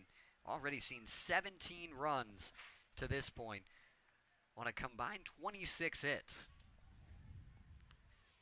Well, I believe last time these two teams faced, they combined for 26 strikeouts. Yes, they did. So it was a different type of dual effort that both teams were striving, and now it's the offense with a heavy favorite being done by Falmouth. Pitch runs inside for ball 4. Trice taking a round at first base. The pitch got away. That allows Kent to move on up. So they're on the corners with nobody out, as Kyson Donahue steps up. Well, that's what they tell you to do in Little League out of the box, is every time, regardless of if the catcher has it in his glove or not, on ball 4 you're supposed to run down the bases. Now, I'm not saying you got to sprint every time, but you certainly shouldn't walk because of the impact of, hey, if that ball gets away, once you step on first, you're a live base runner. You can round and go to second. Just continue to try and to put pressure on the defense. Donahue with his first plate appearance of the night. Takes a called strike to even up the count. The Rainbow Warrior from Hawaii. Also a native of Hawaii, out of Honolulu. Swing and a miss. Brings it to 1-2. Played a couple years with the Rainbow Warriors. Started at Arizona for his last 2 seasons at Honolulu. A called strike 3. Goes down looking on the breaking ball, and the Rainbow Warrior will have to head on back. There's the third punch out for Hodges. And now a second at bat for a previous pinch hitter in Tanner Reeves. Well, that's now 13 strikeouts by this staff of Falmouth, so at least continuing their end of the deal in terms of striking out the Anglers compared to what we saw the previous time these two faced off. But good job by Falmouth. They've only struck out 5 times today amongst this offensive outburst, so they're working really, really good at bats and being real patient up there. We haven't seen a lot of fishing from the doors in the box, and that's a result of what we see on the scoreboard. Tanner Reeves, just his second appearance with Chatham, and the first time he's gotten a chance to get it done at the plate. A 2-0 count. He was a strikeout victim against Hodges to lead off the top of the 8th. Now Hodges trying to finish this one off in the top of the 9th. And a 2-1 count. Nice fastball there on the outside by Hodges. Sitting around low 90s with that pitch.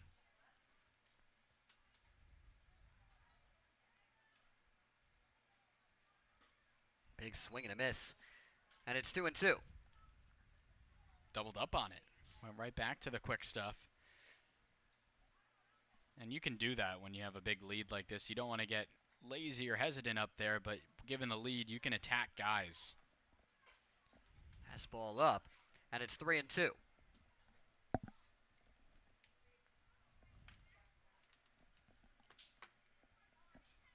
Payoff pitch coming to Reeves.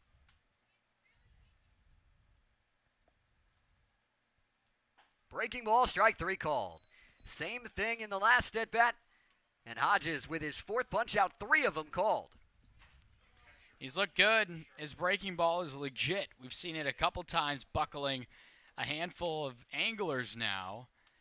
And he's still showing off his stuff. This is his first outing here. We talked about the walks that have tended to bite him a little bit. We see one in this inning, but he's come out and looked real good pounding the zone with his pitches and using that breaking ball for that put-away pitch. Now it's Caden Hobson for his first at bat. Came in as a defensive replacement in the bottom of the 8th for Hudson White. And so Charlotte 49er gets a look at it. Fastball evens up the count. There's a big lead over at first base from Trice as McGregor not holding him on with the big advantage.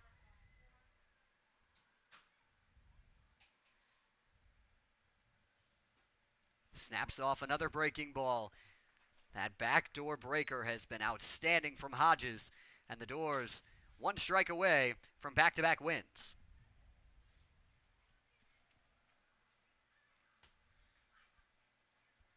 Hodges with the 1-2. Check swing, ground ball to third. DeBarge, strong throw in time, and Falmouth with back-to-back wins for the first time this season. Keep moving on up in the standings. Just a little over 3 hours, Zach. I mean, hey, it wasn't the easiest stretch for this team to suffer all those losses in a row and to not put up a ton of offense and get hit around a little bit. But sometimes all you need is to step away from the game of baseball, and then you act a little bit happy up there like we do see the Commodores right now in the line. Parker Coyle looks to be having a good time with the guys, and we feel all of that emotion from this team now, wanting these wins just as much as these guys do. Just such a great effort from this team today. They've won 2 in a row for the first time, as you mentioned, all season. 2 very, very different games compared to yesterday's win. You're hoping to see more of the same, although that's not at all realistic, but more of the same efforts from the team, from the guys at-bat to at-bat, working pitches, driving the baseball, looking for certain spots and making contact. Efforts like tonight, you don't need to put up 18 hits, but if you have at-bats like the ones you did today when you're working certain pitches and fighting it off, an effort like tonight might not show up on the scoreboard like this, but then you still find good ways to stay competitive and win ball games, more importantly. Falmouth able to get it done. We'll see if they can continue that tomorrow, but before we sign off, we're going to send it down to the field with Destiny Sanchez. Thanks, guys. Another solid win from the Doors tonight. 13 runs on 18 hits, something we haven't seen too much, where top to bottom, everyone contributed in that batter's box. Gavin Keelan and Christian Martin are perfect in the 7 and 8 spot. Gavin with 3 runs on 4 hits, and Martin with 2 runs on 3 hits. Overall, a great effort from the Doors tonight with another home game here at Gov Fuller Field tomorrow night. Back to you guys. Thank you, Destiny.